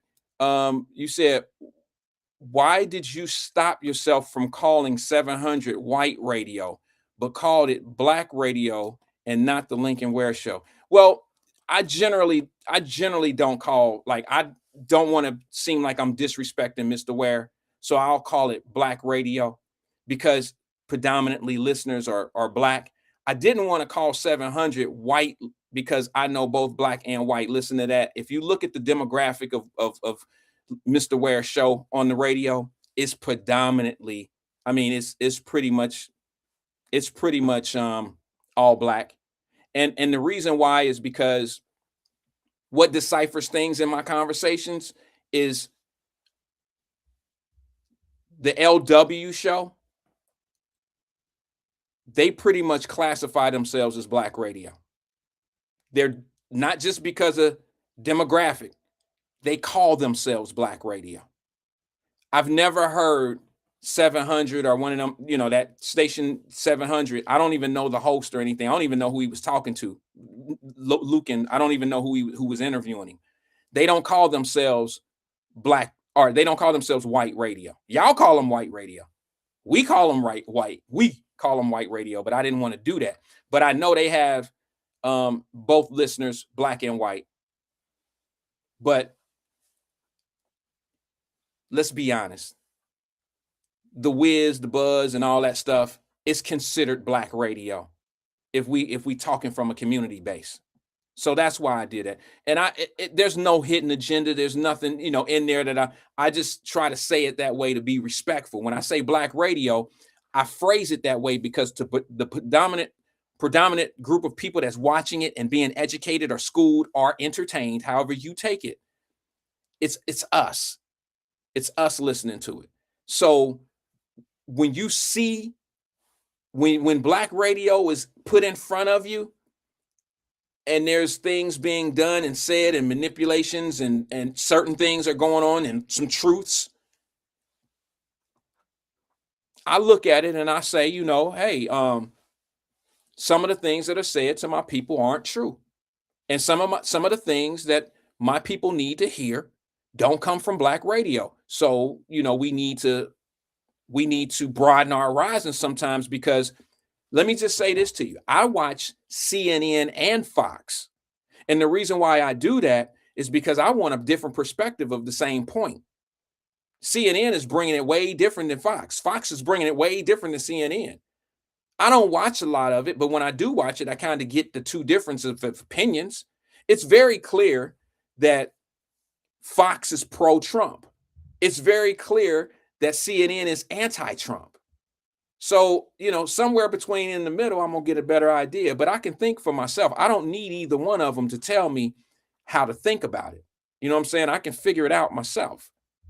But I just think that you guys aren't going to like this.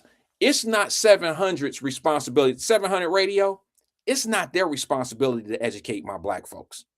That's not their responsibility. That ain't even their duty.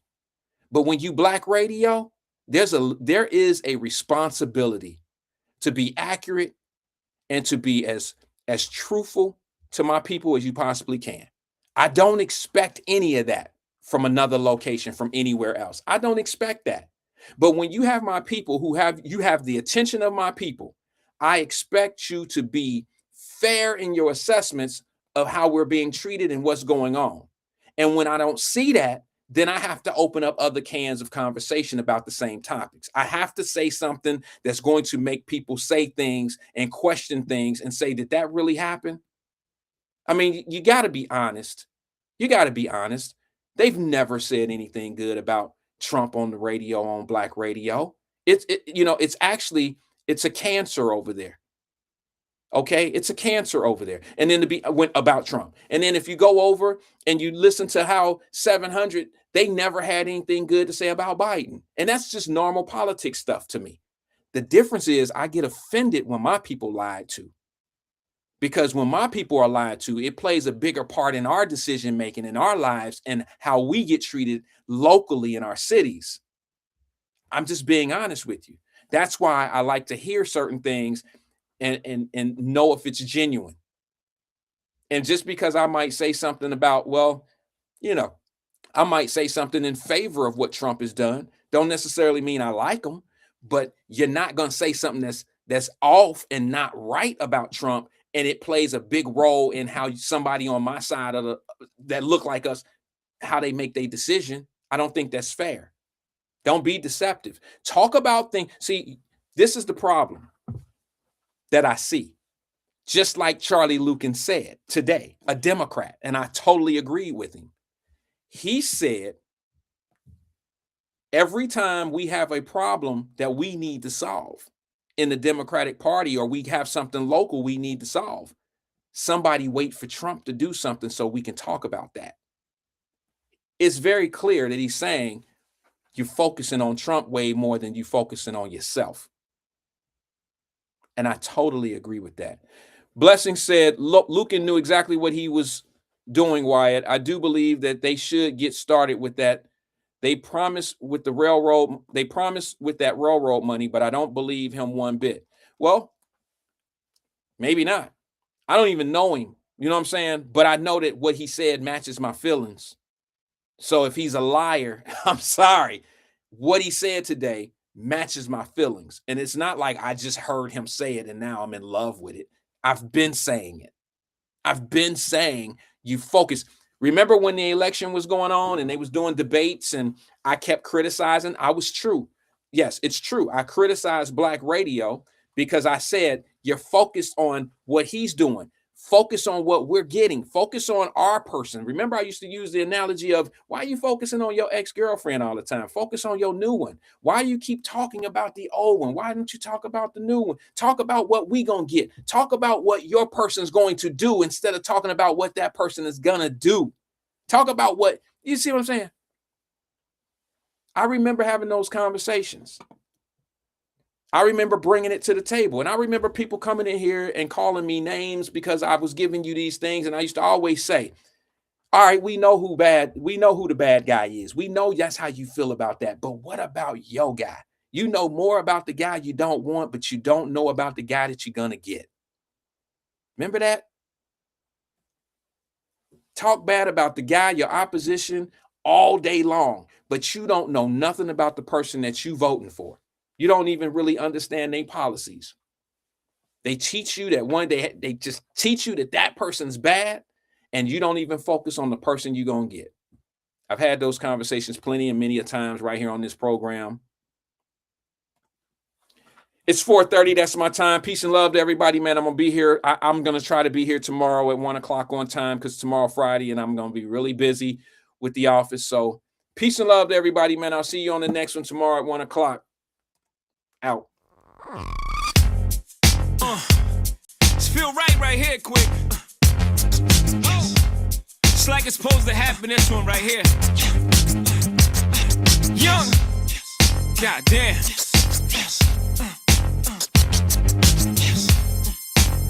Let me justify my thug on this one right here. It goes 1 o'clock, 2 o'clock, 3 o'clock, rock. 5, 6, 7 o'clock, 8 o'clock, rock. 11 o'clock, 12 o'clock, the party about to pop, then Rockefeller, y'all. It's your boy, yes, Dot, and I ain't never been in jail. I ain't never pay a nigga to do no dirt for me. I was scared to do myself. I will never tell, even if it means sitting in a cell. I ain't never ran, never will. I ain't never been smacked. A nigga better keep his hands to himself or get clapped for what's under that man's belt. I never ask for nothing, I don't demand it myself. Honesty, loyalty, friends, and then wealth. Death before dishonor, and I tell you what else. I tighten my belt before I beg for help. Foolish pride is what held me together through the years I wasn't felt, which is why I ain't never played myself. I just play the hand I'm dealt. I can't say I've never knelt before God and asked for better cause, sometimes it no avail. But I never sat back feeling sorry for myself. If you don't give me heaven, I raise hell till it's heaven. For you, for you,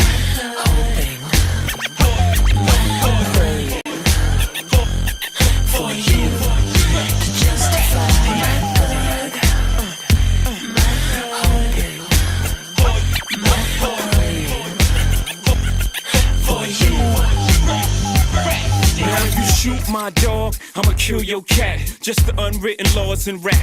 Know that for every action is a reaction. Don't have me relapsing, relaxing's what I'm about. But about mine, don't be acting like you can't see street action. Take me back to reasonable doubt time. You see my mind's on the finish line, facing the wreck. I put my motherfucking faith in the tech. Tell Satan not yet. You understand I'm chasing my breath. I am narrowly escaping my death. Oh yes, I am the Michael Schumacher of the rock roster, traveling Mach 5, barrel in my apparel can stop God. God forgive me, but I can't let them deliver me to you until I won this race. Then eventually my engine gon' burn out. I get whatever is meant for me, however it turns out fine. Red line. For you.